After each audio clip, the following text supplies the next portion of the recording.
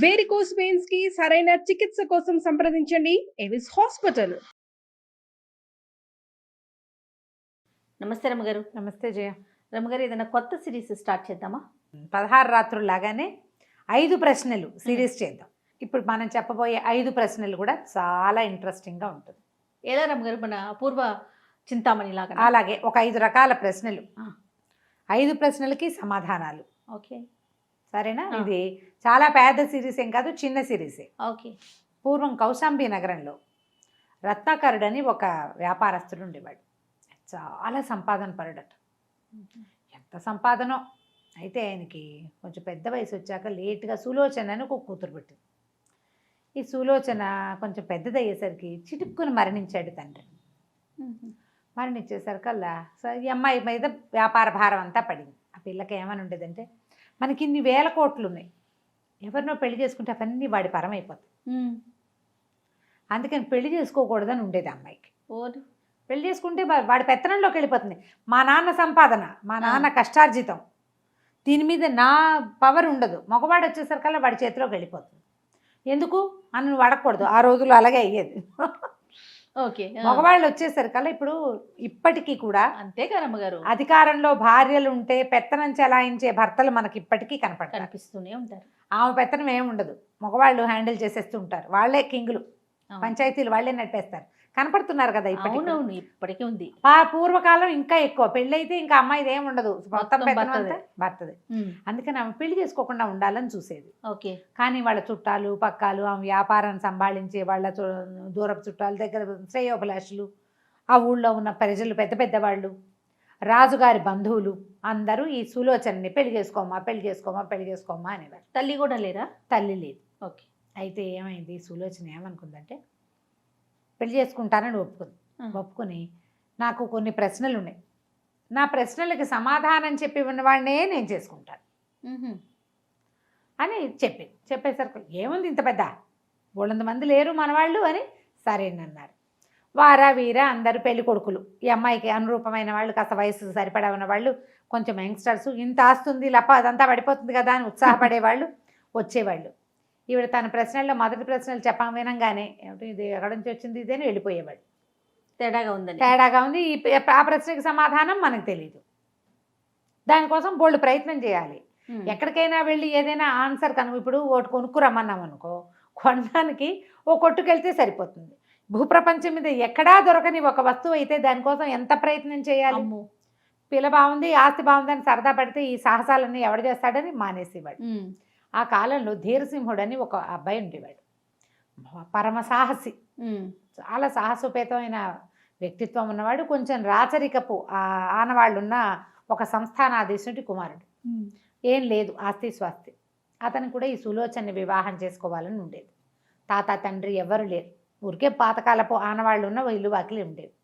అతను వచ్చాడు, ధీరసింహుడు అతని పేరు. అయితే వచ్చాడు సులోచన దగ్గరికి. వస్తే అమ్మాయి ఏముంది, బాగా చూడ్డానికి మనిషి బాగున్నాడు. సులోచన చక్కటితే, పైగా డబ్బు అవి ఇచ్చినటువంటి దర్పము, దానివల్ల వచ్చే సౌందర్యము వేరేగా ఉంటాయి కదా. మాట్లాడుకున్నారు ఇద్దరు. ఈ అమ్మాయి ఏమందంటే, నా దగ్గర 5 ప్రశ్నలు ఉన్నాయి, నా 5 ప్రశ్నలకి సమాధానం చెప్తే పెళ్లి చేసుకుంటా. సరే చెప్పండి అన్నాడు. చెప్పండి అంటే, ఈ రాజ్యంలో అప్పుడప్పుడు ఒక వాక్యం వినపడుతూ ఉంటుంది. ఒకసారి చూశాను, మళ్ళీ ఇంకోసారి చూడాలనుంది అని వినపడుతుంది.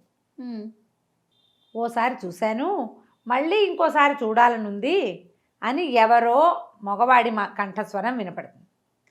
వాళ్ళు ఏం చూశారు, వాళ్ళకి ఏమిటి మళ్ళీ చూడాలనుంది, అసలు వాళ్ళు ఎవరు, ఈ ప్రశ్నకి సమాధానం పట్టుకురా. ఇదేం ప్రశ్న? ఎప్పుడో ఎవరో ఎక్కడో ఏమిటో అరుస్తారు, దీనికి తలాతోక ఏమీ లేదు. ఈ ఊళ్ళో ఎవరికీ తెలియదు. ఇప్పుడు ఒకవేళ ఆ ఊళ్ళో ఎవరికైనా తెలుసుంటే, ఎవరైనా చూస్తే ఈ పాటికి ఆన్సర్ వచ్చేసును. రాలేదంటే ఏమిటి అర్థం? ఎవరికి తెలియదు. ఆ రాజ్యంలో ఎవరికి తెలియదు. సరే, ధీరసింహుడు ఒప్పుకున్నాడు. అలాగే వెళ్తానన్నాడు. అయితే 1-2 రోజులు కౌశాంబిలోనే ఉన్నాడు అతను. ఒక ఉత్తరపు వైపు నుంచి అట్లా వస్తోంది ఆ శబ్దం. ఆ వైపుకి వెళ్ళటం మొదలుపెట్టాడు ప్రయాణం. వెళ్ళగా వెళ్ళగా వెళ్ళగా వెళ్ళగా వెళ్ళగా ఒక అడవి దారిని పట్టాడు అతను.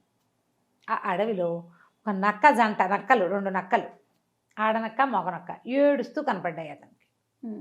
కనపడేసరికల్లా అతను అడిగాడు, ఎందుకు ఏడుస్తున్నారు ఏమిటి అంటే, నక్కల జంట ఏముందంటే, ఈ ముందు కొంచెం ముందుకెళ్తే ఈ అడవి చివర పెద్ద కొండ ఒకటి ఉంది. ఆ కొండ మీద గుహలో, పెద్ద కొండ కాదు, ఒక మాదిరి కొండ, గుహలో ఒక జంతువు ఉంది. దానికి మొహం మీద కొమ్ము ఉంటుంది, ఖడ్గమృగమో ఏదో అంటారు దాన్ని. అది ఎంతసేపు మమ్మల్ని కుమ్మేస్తుంది. ఏ పక్కన మేము పిల్లల్ని పెట్టడానికి ఏర్పరచుకున్నా అది వచ్చి కొట్టేస్తోంది మమ్మల్ని. దాంతో ఆ దుఃఖం పడలేకపోతున్నాం. ఇప్పటికి 4-5 సార్లు బొరియలు తవ్వుకున్నాం. అది ఏం చేస్తాట, కొమ్ముతోటి ఆ బొరియల్ని కూడా కొట్టేస్తోంది అని చెప్పేసరికి, సరే నేను చూస్తానని ఇతను ఏం చేశాడు, ఇతను ఏంటంటే ఇతరులకి సహాయం చేసే గుణం అనమాట. ఇక నడుచుకుంటూ వెళ్ళాడు. అడవి చివరికి వెళ్ళాడు, కొండ మీదకి ఎక్కాడు. చిన్న గుహలాగా ఉంది. లోపల చూస్తే ఖడ్గమృగం నిద్రపోతాం. నిద్రపోయేదాన్ని చంపచ్చా? తప్పు కాదు. అందుకని ఏం చేశాడంటే, అతను కొన్ని ఇవి తెచ్చుకున్నాడు, ఆయుధాలు. ఓ ఖడ్గము, ఓ విల్లు, తర్వాత ఒక ఇది మన గొడ్డలు లాంటివి. ఎందుకంటే ఈ అడవిలో ప్రయాణం కదా, ఎక్కడేమి అడ్డం వస్తాయో తెలియదు. సరే ఆ గొడ్డలు చేత్తో పుచ్చుకొని రెడీగా కూర్చున్నాడు. కాసేపు అయ్యేసరికల్లా ఆ ఖడ్గమృగం నిద్ర లేచింది. ఒళ్ళు తెలియకుండా పడుకుంటాయి ఖడ్గమృగాలు. అది లేచి బయటకు వచ్చేసరికల్లా ఇతను ఏం చేశాడు, తనున్న రాతి మీద నుంచి ఆ ఖడ్గమృగం మీదకి దూకి దానికి కొమ్ము విరగొట్టేశాడు. కొమ్ము ఉంటేనే దానికి దురద. అది కోపంతో చేయదు, దురదతోటి ప్రవర్తిస్తుంది ఎక్కువగా. అక్కడి నుంచి దాన్ని సంహరించేసి కిందకు వచ్చేసాడు. వచ్చి నక్కల జంటకు చెప్పాడు, మీరేం బెంగపెట్టుకోకండి, దాన్ని చంపేశాను నేను, అది మీ జోలికి రాదు ఇంకా అని. నేను ఒక పని మీద బయలుదేరాను, ఎవరు ఏమిటంటే నేను పని మీద బయలుదేరానని చెప్పేసరికి అవేమన్నాయి, బాబు మేము కూడా అప్పుడప్పుడు వింటాం ఈ మాట, ఎవరో మాట్లాడుతున్నట్టుగా వినపడుతుంది. ఏ వాక్యం? ఓసారి చూశాను, మళ్ళీ చూడాలనుంది. నువ్వు ఓ పని చెయ్యి, నేను మీకు పెద్ద సహాయం చేయలేం, కానీ నువ్వు మమ్మల్ని అడిగావు కాబట్టి బాగా ముందుకు వెళ్ళిపో, అడవిలో ఎడం వైపుకు తిరుగు, అక్కడ ఒక కొలను అవి కనపడతాయి నీకు, అక్కడ ఆ వైపుకు వెళ్తే ఆ దిక్కు సౌండ్ వచ్చే దిక్కు అది. ఓహో అని చెప్పేసరికల్లా సరే వెళ్ళటం మొదలుపెట్టాడు. క్లూ వచ్చింది. ఆ క్లూ ద్వారా పట్టుకొని నడవడం మొదలుపెట్టాడు. అక్కడ దాకా వెళ్ళేసరికల్లా బాగా నడిచి వెళ్ళి కొంచెం చీకటి పడే సమయానికి 2 పాములు, పెద్ద పాము చిన్న పాము, ఆ పెద్ద పాము చిన్న పాముని మింగేయడానికి ట్రై చేస్తుంది. ఆ చిన్న పాముల దిబోమని కేకలు వస్తున్నాయి దాని గొంతులోంచి రక్షించమని. దాంతో ఇతను ఏం చేశాడు, కబుక్కున కత్తి విసిరేశాడు ఆ పెద్ద పాము మీద. ఈ పాముకి ఎప్పుడైతే కత్తి తగిలిందో 2 గంధర్వులు ప్రత్యక్షమయ్యారు. ప్రత్యక్షమయ్యి వాళ్ళు ఏం చెప్పారంటే, నాయన మేమిద్దరం గంధర్వులం, ఒకచోటే పుట్టాం, చిన్నప్పటి నుంచి మా ఇద్దరికి పడిచచ్చేది కదా, అన్నదమ్ములే వాళ్ళు.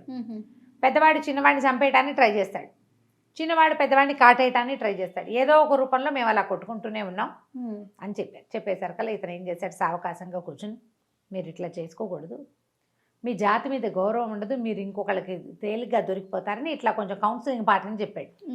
సరే వాళ్ళిద్దరూ సర్దుకున్నారు, ఇక నుంచి కొట్టుకోము, ఈ స్వరూపాలు మార్చుకుని కొట్టుకోటాలు అవి చేయకుండా ఉంటాము అని ఒప్పుకున్నాక అడిగారు, నువ్వెవరు ఏమిటి అంటే సేమ్ ఇది చెప్పేసరికి వాళ్ళు ఏమన్నారు, బాగా ముందుకెళ్ళు, నీకు ఒక చెరువు కనపడుతుంది, ఆ చెరువు దగ్గర నీకు ఈ ప్రశ్నకి సమాధానం లభించవచ్చు, ఆ చెరువుకి చుట్టుపక్కలే ఈ శబ్దం వస్తుంది. ఓకే అని చెప్పారు. సరే వీడు ఆ రాత్రి పడుకున్నాడు. తెల్లవారే లేచి ఆ చెరువు దాకా నడవటం మొదలుపెట్టాడు. ఒక పెద్ద చెరువు, దాని నిండా కమలాలు పుష్పాలు బోల్డ్ ఉన్నాయి. అక్కడ కూర్చుని ఉండేసరికల్లా చూస్తున్నాడు అటు ఇటు, ఏవో పళ్ళు కాయలు తెంపుకొని తిన్నాడు. ఆ చెరువులో నీళ్లు తాగాడు. చూస్తుంటే ఆ చెరువులో నుంచి ఒక సౌందర్యవతి అయిన ఒక అమ్మాయి బయటకు వచ్చింది, పలకరించింది, చేయి పుచ్చుకుని చెరువు లోపలికి తీసుకెళ్ళిపోయింది. లోపలికి వెళ్ళేసరికల్లా అదొక పెద్ద ఉద్యానవనం, ఎన్ని చెట్లో ఎన్ని పువ్వులో ఎన్ని కాయలో ఎన్నో. ఈ చెరువు లోపల కూడా ఇంకో చెరువు ఉంది, బోలెడన్ని నీళ్లు. అక్కడి నుంచి ఒక పెద్ద భవనం ఉంది లోపల. అక్కడికి లోపల తీసుకెళ్తే అలాగా భవనంలో వరుసగా చిత్రపటాలు ఉన్నాయి, అందరూ అమ్మాయిల బొమ్మలే. వరుసగా స్తంభాలుండి స్తంభాల మధ్యలో ఒక్కో దాంట్లో ఒక్కొక్క ఫోటో వరుసగా తగిలించింది, ఒక చోట ఖాళీ ఉంది. ఈ లోపలికి వెళ్ళాక ఇతను వెంబడి పెట్టుకు తీసుకెళ్ళింది కదా అమ్మాయి, చిటుక్కున ఫోటోలాగా మారిపోయి చిత్రపటంలాగా వెళ్ళి ఆ గోడ కతుక్కుంది. వీడు నిర్ఘాంతపోయి చూస్తున్నాడు, అన్ని ఫోటోలే, ఎవరు లేరు. తెల్లబోయాడు, ఇదేమిటి ఇట్లా ఉంది, ఏం చెయ్యాలో తెలియలే. బయటకు వచ్చాడు, అటు ఇటు తిరిగాడు, తిరిగితే ఆకలిస్తోంది. బొమ్మలు ఉన్నాయి కానీ మనుషులు లేరు. ఆ, పెద్ద భవనం, బయట బోళ్ళు చెట్లు. ఇక ఎన్ని పళ్ళు కోసు తిన్నాడో, ఎన్ని నీళ్లు తాగాడో. ఎన్ని పళ్ళు తిన్నా కడుపు నిండిన ఫీలింగ్ ఉండదు, ఎన్ని నీళ్లు తాగినా దాహం తీరదు. ఉమ్, ఏం చేస్తాం, మళ్ళీ లోపలికి వచ్చాడు. పెద్ద హాల్ లాగా ఉంది కదా, అట్లా అటు ఇటు అటు ఇటు ఇటు అటు నడవటం మొదలుపెట్టాడు. ఆ హాల్లోంచి ఒక చోట చీమలు ఒక చోట నడుస్తున్నాయి లోపలికి. ఉమ్, మామూలుగా మనకు బొరియలు పెడతాయి హాల్స్లో, ఈ మన బిల్డింగుల్లో చీమలు గోడల బారి నుంచి ఇలా చీమల బారి కనపడుతూ ఉంటుంది. ఈ చీమల బారి ఏమిట్రా గోడలోకి వెళ్తుందని ఆ గోడ మీద ఇట్లా అన్నాడు. అనేసరికల్లా అక్కడ కొంచెం గ్యాప్ లాగా కనపడింది. ఉమ్. ఇంకోసారి గట్టిగా తట్టేసరికల్లా ఆ గోడ ఓపెన్ అయింది. ఓపెన్ అయింది. కొంచెం ఇట్లా తెరుచుకుంది. ఆ ఓపెన్ అయిన దాంట్లో ఒక పెద్ద అంత పెట్టె. ఆ పెట్టె తెరిచి చూస్తే ఒక తాళం ఉంది. ఉమ్, ఈ తాళం సరిపడా వస్తువులు ఏమున్నాయి ఇక్కడ వెతకటం మొదలు అని వెతకటం మొదలుపెట్టాడు. అక్కడికి ఇక్కడికి అవన్నీ చూశాడు. ఎన్ని గదులు ఉన్నాయో ఆ బిల్డింగ్లో. ఏ గదికి ఈ తాళం పట్ల. చివరగా ఒక చిన్న గదికి పట్టింది. పట్టేసరికి ఆ చిన్న గది దాకా వెళ్ళాడు. గది దాకా వెళ్తే చిన్న గదిలో కూడా గదికి తాళం తెరుచుకుంది కానీ లోపల ఇంకేమీ కనపడలేదు. ఏం కనిపించలే. ఏమిటి ఇక్కడ ఏమీ లేదు. అయితే అక్కడ ఒక పెద్ద భోషాణం పెట్టేలాగా ఉంది. తాళమేమో తలుపుది, భోషాణానికి ఏమీ లేవు. ఆ భోషాణం తీయలేకపోయాడు. అతను అటు ఇటు నడుస్తుంటే ఒక చిన్న మీట లాంటిది ఒకటి కనపడింది. అతని కాలి కింద పడింది. ఎప్పుడైతే కాలు ఆ మీట మీద పడిందో టప్ మన పెట్టి తెరుచుకుంది. అర్రే ఇదేదో బాగుందే, గబగబా ట్విస్ట్ పరిగెత్తుకుంటూ వెళ్ళాడు ఆ పెట్టె దగ్గరికి. ఆ పెట్టెలో ఒక కాగితం రాసు, ఒక రేకు మీద రాయబడింది, ఇదంతా మాయ. ఎవరైతే తోటలో ఉన్న బంగారపు చెట్టు పెకిలిస్తారో, ఎవరైనా పెకిలిస్తే అప్పుడు ఈ మాయ అంతా తొలగిపోతుంది అని రాసింది. తోటలో చూశాడు తను. సరే, బంగారపు చెట్టును ఎవరు పెకిలిస్తారో, ఎవరైనా పెకిలిస్తే ఈ మాయ తొలగిపోతుంది చూసుకున్నాడు. ఈ లోపల ఏమైంది, టింగుమని రకరకాల శబ్దాలు వినిపించడం మొదలుపెట్టినాయి. టింగ్ టంగ్ టంగ్ రకరకాలు, ఏంటంటే గజ్జలు అవి చప్పుళ్ళు. ఇతను ఆ గది బదులు బయటకు వచ్చేసరికి ఆ హాల్లో ఉన్న అందరూ అమ్మాయిలు, అన్ని ఫోటోలు అమ్మాయిలు అయిపోయినాయి. మామూలుగా అయిపోయారు. అటు ఇటు తిరిగారు, డ్యాన్సులు చేశారు, పాటలు పాడారు, భోజనాలు వడ్డించుకున్నారు. నువ్వు కూడా రా అని ఇతనికి కూడా భోజనం పెట్టారు. బాగా ఆటపాటలు, ఎన్నో నాట్యాలు, గందరగోళం అన్నీ అయ్యేసరికి తెల్లారేసరికల్లా మళ్ళీ వీళ్ళని బొమ్మలాగా వెళ్ళిపోయి పైన కూర్చుంటున్నారు. ఇతను ఒక కీలకం తెలుసుకున్నాడు.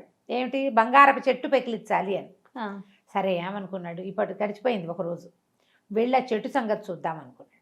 తోటలోకి వెళ్ళాడు. ఒక బంగారపు చెట్టు ఉంది. బోల్డని మొక్కలు ఉన్నాయి కదా, బంగారపు చెట్టు, పెద్ద చెట్టు. దాన్ని పీకాడు, లాగాడు, ఏం చేసినా కదల్లా. అక్కడి నుంచి తన దగ్గర కత్తిడాలు బోల్డ్ ఉన్నాయి, సాధనాలు. కొట్టు ఠాంగుమంటుంది కానీ విరగదు, ఓడదు. ఇక అవ్వదనుకున్నాడు. లాభం లేదు, ఇది కాదు, ఇదేదో మాయ, వీళ్ళందరూ బొమ్మలైపోతారు. ఏమిటో ఇన్ని గదులున్నాయి, మనుషులు లేరు, ఇన్ని నీళ్లున్నాయి, దాహం తీరదు, ఇన్ని పళ్ళున్నాయి, ఆకలి తీరదు, ఏం చేయాలో తెలీదు. సరే, ఇవి వచ్చేస్తుంటే ఈ చెట్టు ఉంది కదా, దానికి ఒక ఐమూలకు ఒక చిన్న బంగారపు చెట్టు. ఇదైనా ఇంత చిన్న చెట్టు అయినా వస్తుందో రాదో చూద్దామని వెళ్ళి దాని దగ్గరికి వెళ్ళి ఒక లాగు లాగాడు. లాగంగానే పెళ్ళాడుతో పెద్ద చెట్టు కాస్త పడిపోయింది. చిన్న చెట్టు లాగేసరికి పెద్ద చెట్టు పడింది. పడటం ఏమిటి, వెంటనే ఆ భవనం మాయమైపోయింది. ఆ చెట్లు, ఆ నీళ్లు, ఆ బోల్డని మొక్కలు సమస్తము మాయమైపోయి ఆ హాల్ లోపల నుంచి ఈ 100 మంది అమ్మాయిలు బిలబిల్లాడుతూ పరిగెత్తుకుంటూ వచ్చారు. వచ్చేసరికల్లా ఆశ్చర్యపోయాడు, మీరంతా ఎవరు, ఏమిటి అని. అనేసరికల్లా వాళ్ళు ఏమన్నారంటే, మేము నాగరాజ కన్నికలము, మా నాన్నని వివాహం చేయమంటే ఆయనకు నచ్చలేదు, నచ్చక ఇలా మాయాభవనం సృష్టించి ఇట్లా మమ్మల్ని ఇందులో పడేశాడు. మాకు ఎప్పుడు ఇందులో నుంచి విముక్తి వస్తుందంటే, ఎవరైతే ఈ మాయను తొలగిస్తారో అతడే మీకు వరుడు, అప్పుడే మీ తాలూకు శాపం తొలుగుతుందని చెప్పాడు. అందుకని మేము ఇక్కడే ఉండిపోయాం. ఎంతమందో వచ్చారు, వెళ్ళిపోయారు. ఆ చెరువు దగ్గరకు వచ్చిన వాడిని, ప్రతి వాడిని వీళ్ళు లోపలికి తీసుకెళ్లారు. కానీ ఎవరు దాన్ని, ఆ మాయని ఛేదించలేకపోయారు. నువ్వు ఛేదించావు, వివాహం చేసుకోమని అడిగేసరికల్లా అన్నాడు, మీ అందరినీ నేను వివాహం చేసుకోవటం ఏంటమ్మా, కుదరదు, నేను ఎవరిని పెళ్ళి అది చేసుకోను, అయినా ఇప్పుడు నాకు వేరే పని ఉంది, నా పని అయ్యాక చూస్తానన్నాడు. అని మీరు వెళ్ళిపోండి అంటే వాళ్ళు వెళ్ళటాల వెనక్కి. ఇతను వెనకాల పడి వస్తున్నారు. వస్తూ ఉంటే ఆ చెరువు దాటేసి చెరువులోంచి బయటకు వచ్చేసారు అంతా. నడిచి వస్తుంటే ఒకసారి చూశాను, మళ్ళీ చూడాలనుంది అని వినపడింది. వినపడేసరికి రాజకుమార్తెలు పరిగెత్తుకుంటూ వెళ్ళిపోయారు వెనక్కి. ఉన్న అమ్మాయిలందరూ వెళ్ళిపోయారు 100 మంది. ఇతను వెతకడం మొదలెట్టాడు. ఈ కంఠం ఎక్కడి నుంచి దగ్గరలోంచి వినపడదని చూస్తే ఒక ఆయన ఇట్లా దీనంగా ఉన్న కుర్రాడు, గడ్డం పెరిగిపోయి, బట్టలు చిరిగిపోయి, చీలికలు బాలికలుగా ఉన్నటువంటి పిచ్చిగుడ్డలతోటి భిక్షుకావస్థలో ఉన్న ఒక రాజకుమారుడు కనపడ్డాడు. ఇతను పరిగెత్తుకుంటూ ఆయన దగ్గరికి వెళ్ళాడు. చెప్తున్నాడు, ఎవరినైనా ఏమిటి అంటే అతను ఏమన్నాడు, ఈ చెరువులో ప్రవేశించి ఆ మాయ భవనంలోకి వెళ్ళాను. ఆ 100 మంది రాజకుమార్తెల్లో ఒక అమ్మాయిని ప్రేమించాను. నేను చాలా నచ్చింది, ఆమెను వివాహం చేసుకోవాలనుకున్నా. మాయని ఛేదించలేకపోయాను. ఛేదించలేక చెరువులో నుంచి బయటకు వచ్చేసా. అప్పుడు చూడగానే ప్రేమించాను. నాకు చూడాలనుంది. మళ్ళీ ఎన్నిసార్లు పిలిచినా ఆమె ఏనాడు నాకు కనపడలేదు. నేనే రోజు అట్లా పిలుస్తానన్నాడు.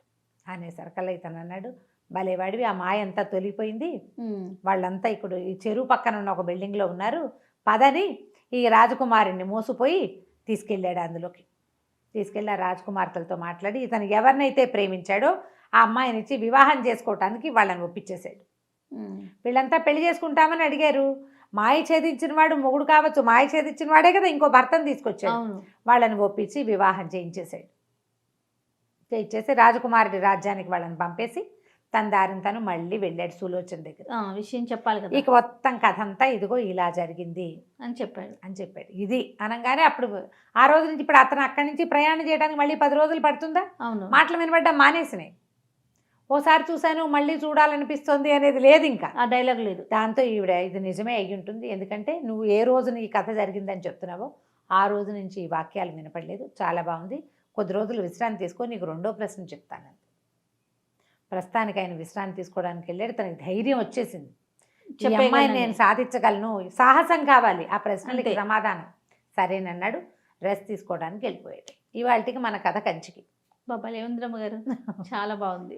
1960s చందమామలో వచ్చింది 5 ప్రశ్నలు. ఓకే రైట్ రమ్మగారు. నమస్తే. నమస్తే జయ. నమస్తే రమ్మగారు. నమస్తే జయ. రమ్మగారు, మనము 5 ప్రశ్నలని ఒక సిరీస్ చేస్తున్నాం. మొదటి ప్రశ్న అయిపోయింది.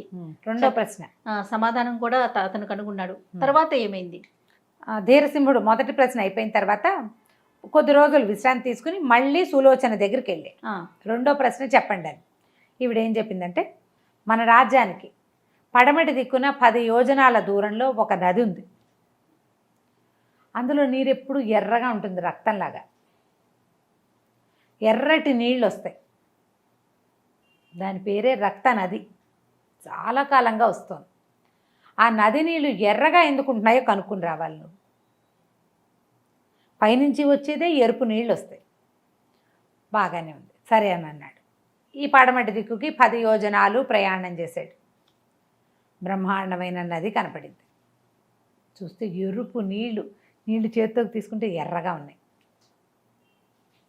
మట్టి ఎరుపేమోనండి, దిగి మట్టిలో చూశాడు. మట్టి మామూలుగానే ఉంది, మట్టి ఎర్రమట్టి కాదు, నీళ్ళే ఎర్ర నీళ్ళు. సరే, ఈ నది ఎక్కడి నుంచి వస్తుందో అది అక్కడికి వెళ్ళాలి కదా. ఇక నది తీరం వెంబడి నడవడం మొదలుపెట్టాడు. అది పైనుంచి ఎక్కడి నుంచో పారుకుని దాని పక్కన కాలువ పక్కన నడిస్తే కదా ఆరుజన్కి చేరతాం మనం. ఇక వెళ్ళగా ఒక కొండ మీద నుంచి వస్తుంది. కొండ మీదే ఏదో కొలనో సెలయేరో ఉంది. ఇది నది అంటే ఇది ప్రవాహమే, ఓ పైనుంచి ఎక్కడి నుంచో వస్తుంది. సరే, ఆ కొండంతా ఎక్కాడు. ఎక్కితే ఒక పెద్ద కొలను, దాంట్లో మధ్యలో ఒక బ్రహ్మాండమైన చెట్టు. ఎంత పెద్ద చెట్టు! ఆ చెట్టుకి 100 ఆడ శిరస్సులు వేళ్లాడుతున్నాయి. 100 స్త్రీల శిరస్సులు వేళ్లాడుతున్నాయి. వాటిలోంచి చుక్క నెత్తురు పడి ఈ నది ఎర్రగా. ఆశ్చర్యపోయాడు. ఏమిటి శిరస్సులన్నీ అలాగే ఉన్నాయి. ఏం చేయాలో తెలియలే. సరే, ఏం చేశాడు, రాత్రికి ఇక్కడే ఉందామని ఉండిపోయాడు. తెల్లవారేసరికి ఈ 100 శిరస్సులు ఆడమనుషులుగా మారిపోయింది. చెట్టు మించి దిగేశారు అందరూ. ఆ నీళ్ళు ఎర్రగానే పోతున్నాయి కిందకి. పక్కపక్క నవ్వుతూ చక్కగా వంటలు చేసుకున్నారు, అది చేసుకున్నారు, ఇది చేసుకున్నారు. వీళ్ళలో మధ్యలో ఒక అమ్మాయి ఉంది, ఎంత అందంగా ఉందో. ఒక్క ఆవిడ యువరాణి, మిగిలిన వాళ్ళు ఆవిడకి చెలికత్తెలు. ఈయన్ని కూడా బంతికి పిలిచారు, రండి భోజనం చేద్దురు కానీ. మన ధీరసింహుడు కూడా పోయాడు, భోజనం చేశాడు. వాళ్ళందరూ ఆడారు, పాడారు, నాట్యం చేశారు, అది చేశారు, ఇది చేశారు, ఏదో చేశారు. ఇదంతా ఏమిటి అని అడిగితే ఎవ్వరూ సమాధానం చెప్పలే. చీకటి పడింది. చంద్రోదయం అవ్వంగానే మొత్తం 100 మంది అమ్మాయిలు మాయమైపోయారు. నెత్తురోడుకుంటూ 100 శిరస్సులు పోయి చెట్టుకు పట్టుకుని.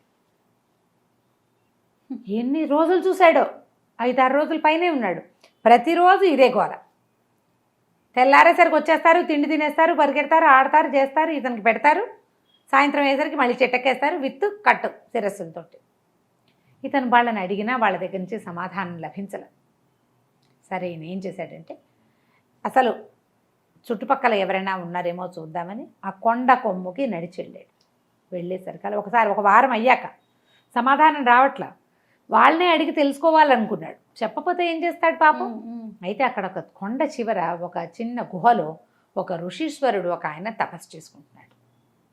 అతను ఏం చేశాడంటే, ఆహారం, నీళ్లు లేకపోతే పీడ బయలు కళ్ళు తెరిచేదాకా ఇక్కడే కూర్చుందామని అక్కడే ఉండిపోయి 3-4 రోజుల తర్వాత ఆయన కళ్ళు తెరిచే వరకు అక్కడే కూర్చున్నాడు.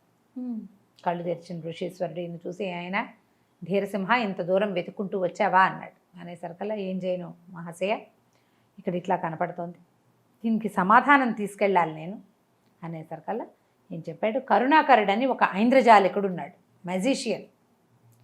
ఆయన కూతురు ఆ వాళ్ళలో కనపడుతున్నటువంటి సౌందర్యవతి అయిన స్త్రీ. మిగిలిన వాళ్ళంతా ఆమె చెలికత్తెలు. ఆమె యుక్త వయస్కురాలు అయ్యాక తండ్రిని వివాహం చేయమని అడిగింది. అడిగితే తన తాలూకు వివాహం చేస్తే తన యొక్క డైనాసిటీ, తన వంశం ముందుకెళ్ళదని, ఆయన కుమారులు లేరు, కూతురు ఒక్కతే ఉంది, పెళ్లి చేయకుండా ఉంచుకోవాలని భావించాడు ఆయన. వేరే వ్యక్తులు వచ్చేస్తారు తన రాజ్యంలో, కానీ ఆమెని మీద కోపంతో ఆమెని ఇట్లా చేసేసాడు.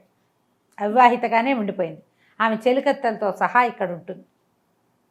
అతను సృష్టించిన మాయ ఇది. ఆయన ఇంద్రజాలికుడని చెప్పుకున్నాం కదా, ఈ ఇంద్రజాల మహేంద్రజాల విద్యలతోటి ఇట్లాంటివి చేస్తారు. అయితే ఇతని రాజ్యానికి వెళ్ళి అతన్ని సంహరిస్తే కానీ ఈ మాయలోంచి అమ్మాయి బయటపడదు. మరో దారి లేదు. కానీ అతని రాజ్యం వైపుకి వెళ్తుంటేనే నిన్ను అతను గుర్తుపట్టేస్తాడు.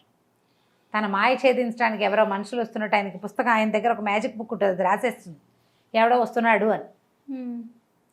మరి ప్రయత్నం చేస్తానంటే చెయ్యి, ఎలాంటి ఇబ్బందులు వచ్చినా సరే అని ఈ ఒక మంత్రం చెప్పాడు.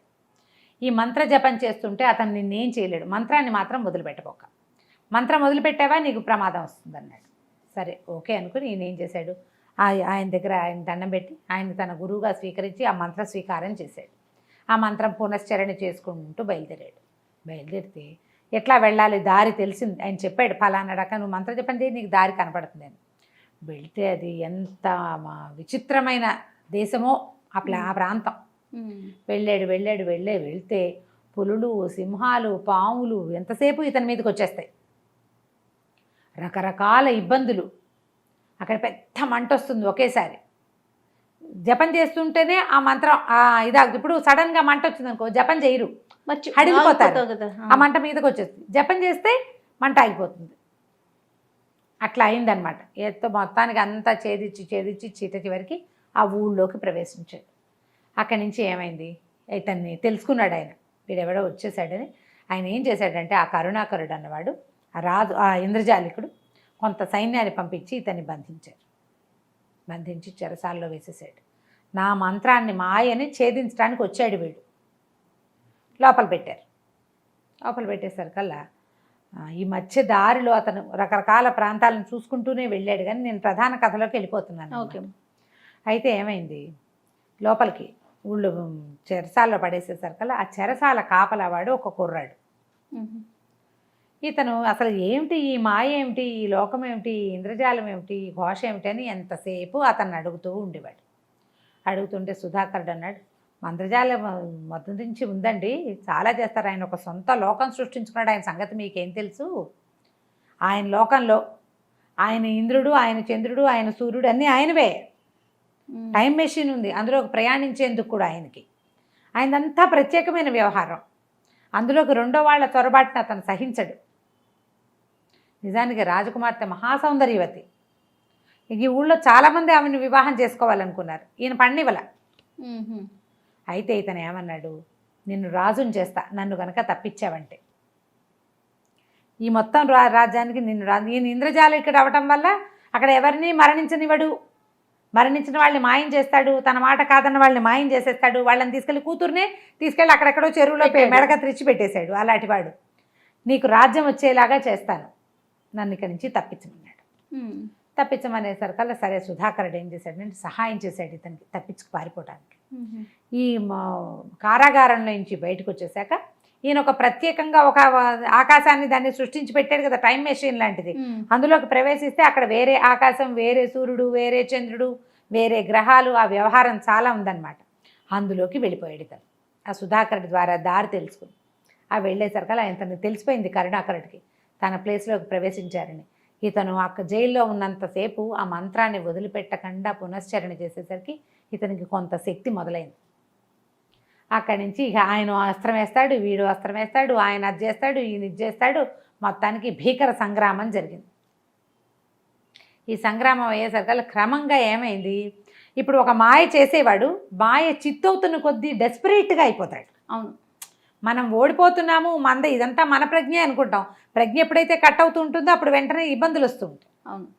అక్కడి నుంచి ఇద్దరు కలిసి ఒకళ్ళు నీళ్లు నిప్పు సృష్టిస్తే రెండో వాళ్ళు నీళ్లు, ఒకళ్ళు పులిని సృష్టిస్తే రెండో వాళ్ళు ఏనుగుని, ఆయన ఏనుగుని సృష్టిస్తే ఈయన సింహాన్ని, ఇట్లా సృష్టిస్తూ ఆ మాయకి ప్రతిమాయ చేస్తూ మొత్తానికి భీకర సంగ్రామంలో కరుణాకరుణ్ణి మన ధీరసింహుడు సంహరించాడు. కరుణాకరుడికి ఎప్పుడైతే కత్తి మోన గుచ్చుకునేసరికల్లా మొత్తం అతను సృష్టించిన ప్రపంచం అంతా నార్మల్ అయిపోయింది. ఏమీ లేవు, అక్కడ ఆకాశం లేదు, సూర్యుడు లేడు, చంద్రుడు లేడు, అన్ని మామూలు వీడిద్దరు నేల మీదకి వచ్చేసారు. ఆ ఊళ్ళో అప్పటిదాకా తను ఏర్పరిచి పెట్టినటువంటి రకరకాల మాయా తరంగాలన్నీ వదిలేసినాయి. అక్కడ చెట్టు మధ్యలో చెట్టు, దాని మీద ఉన్న 100 శిరస్సుల స్త్రీలు మామూలు మనుషులు అయిపోయారు. అంతా నార్మల్సీకి వచ్చేసింది. పూర్తి నార్మల్గా అయిపోగానే అతన్ని శరీరాన్ని వదిలిపెట్టేశాడు, చనిపోయాడు. ఇంకా అప్పుడు ఆ సుధాకరుడు పరిగెత్తుకొచ్చాడు, బాబు నువ్వు చెప్పిన మాట చేసావు అంటే. అప్పుడు ఇతను ఎవరైతే గెలిచాడో వాడే కదా అక్కడ కింగ్ జనరల్గా. ఇతను ఏం చేశాడంటే ఆ మంత్రుల్ని వాళ్ళని పిలిపించి నేను సుధాకరుణ్ణి రాజుగా ప్రపోజ్ చేస్తున్నానని చెప్పి సుధాకరుణ్ణి ఆ రాజ్యానికి రాజుని చేసేసాడు. మళ్ళీ వెనక్కి నడుచుకుంటూ ఆ ఋషీశ్వరుని దర్శనం చేసి, అయ్యా మీ వల్ల నాకు ఇది లభించిందండి అని చెప్పి ఆయనకు దండం పెట్టి ఈ రాజకుమార్తెలు అతని దగ్గరకు వచ్చింది. అమ్మ మీ తండ్రి చాలా కడు దుర్మార్గుడు, ఆ రాజ్యంలో ఆయన చెయ్యని దుశ్చర్య లేదు, భగవంతుడికి సృష్టికి ప్రతి సృష్టి చేసిన వాళ్ళు ఎప్పుడూ బతికిన దాఖలాలు లేవమ్మా, యుద్ధంలో చంపవలసి వచ్చింది, దయచేసి నన్ను క్షమించు. సుధాకరుడు ఆ రాజ్యానికి రాజు చేశాను అతన్ని, నువ్వు అతన్ని వివాహం చేసుకో, ఆ రాజ్యం నీది, నీ తండ్రిది, అతను రాజుగా ఉంటాడు, నువ్వు యువరాణిగా రాణిగా ఉండొచ్చు అని చెప్పి ఆ అమ్మాయికి చెప్పేసి సారీ చెప్పేసి మళ్ళీ ఈ రక్తనది పక్క నుంచి నడిచి వెళ్ళిపోవటం మొదలుపెట్టాడు. రక్తనది ఎప్పుడైతే ఈ శిరస్సులు పోయినాయో నీళ్లు నార్మల్గా అయిపోయినాయి, నెత్తురు లేదుగా, అది రక్తం పడట్లేదు కదా, నడుచుకుంటూ పోయాడు. ఈ 10 యోజనాలు నడిచి అక్కడి నుంచి సులోచన దగ్గరికి వెళ్ళాడు. వెళ్ళి ఇది కథ అంతా చెప్పాడు, ఇట్లా ఇట్లా జరిగింది, ఇలాంటి విచిత్రాలు ఉన్నాయి లోకంలో చెప్పేసరికల్లా ఆవిడంది అవును, ఇప్పుడు నీళ్లు తెల్లగా ఉన్నాయని కబురు వచ్చింది నాకు, నువ్వు చెప్పిన కథ నిజమే అయి ఉంటుంది. ఆవిడికి తెలీదు. ఓకే, అక్కడ నది నీళ్లు నార్మల్ అయినాయంటే ఇతను చెప్పే కథ నిజమే. కొన్ని సంవత్సరాల నుంచి ఎర్రటి నీళ్ళు వస్తున్నాయి, అందులో రక్త నది మామూలు నది అయిపోయినాయి. విశ్రాంతి తీసుకోండి 4 రోజులు, 3వ ప్రశ్న మళ్ళీ చెప్తానండి. మనం కూడా 3వ ప్రశ్న మళ్ళీ చెప్దాం తప్పకుండా. రమ్మగారు నమస్తే. నమస్తే జయ. నమస్తే రమ్మగారు. నమస్తే జయ. రమ్మగారు, మనము 5 ప్రశ్నలను ఒక సిరీస్ చేస్తున్నాం కదా, 2 అయిపోయినాయి, 3వ దానికి వెళ్దాం. సరే, 2వ ప్రశ్నకు సమాధానం చెప్పాక కొద్ది రోజులు విశ్రాంతి తీసుకున్నాడు ధీరసింహుడు. ఓ రోజు సులోచన కలవడానికి వెళ్ళాడు. 5 ప్రశ్నలు అంది కదా, 3వ ప్రశ్న ఏమిటో చెప్పన్నాడు. సరే, ఆవిడకి కొంచెం సానుకూల దృక్పథం వచ్చింది ఇతని మీద. ఏమందంటే ఎక్కడి నుంచో ఒక అరుపు వినపడుతుంటుంది అమావాస్య నాడు. అయ్యో అమావాస్య కూడా, ఈ అమావాస్య కూడా వెళ్ళిపోయిందే, ఒక మంచి పని చేయలేదే అని వినపడతాయి.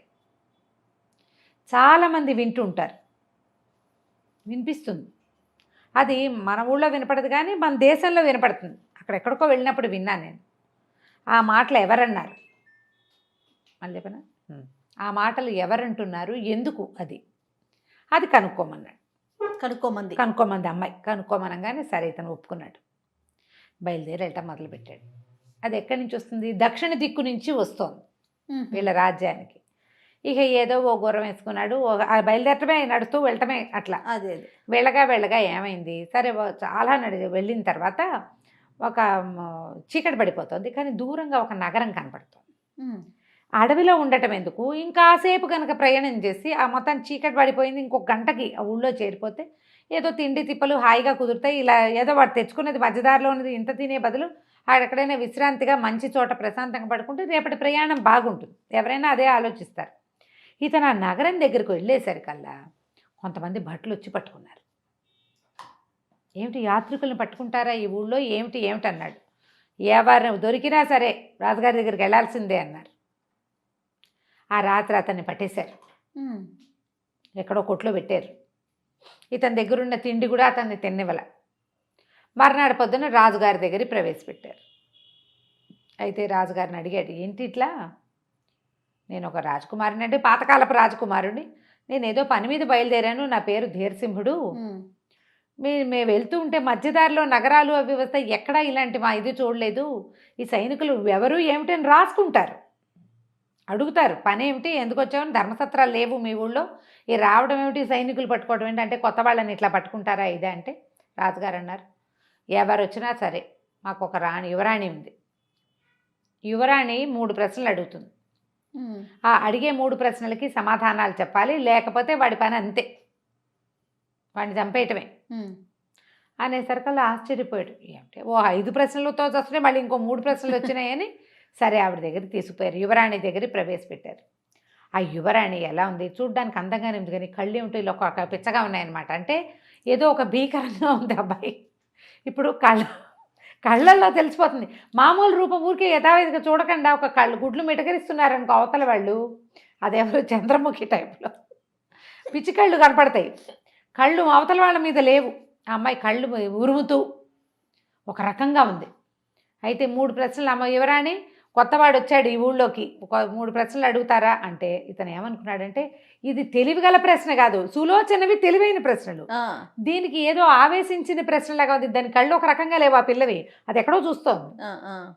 వీళ్ళ వైపు చూసినప్పుడు కూడా ఒక వికృతమైన చూపు, అది ఏదో భూతం ఆవేశించిన చూపుగా ఉంది, అది తప్ప ఇంకేమీ లేదు. ఇది ఎప్పటి నుంచి జరుగుతుంది, చాలా కాలం నుంచి జరుగుతోంది. ఆ ఊళ్ళోకి వచ్చిన వాళ్ళని అడుగుతుంది అమ్మాయి, వాడు చెప్పడు సమాధానం, చెప్పలేకపోతాడు, వాడిని చంపేస్తారు, వాడి శవం ఎక్కడికి వెళ్ళదు, ఏమైపోతుందో భక్షిస్తుంది బహుశా.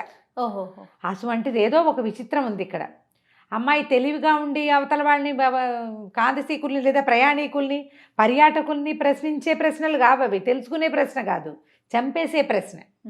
సరే, అన్ని ఫలాల్లోకి ఉత్తమమైన ఫలం ఏమిటో చెప్పు నాకు అంది.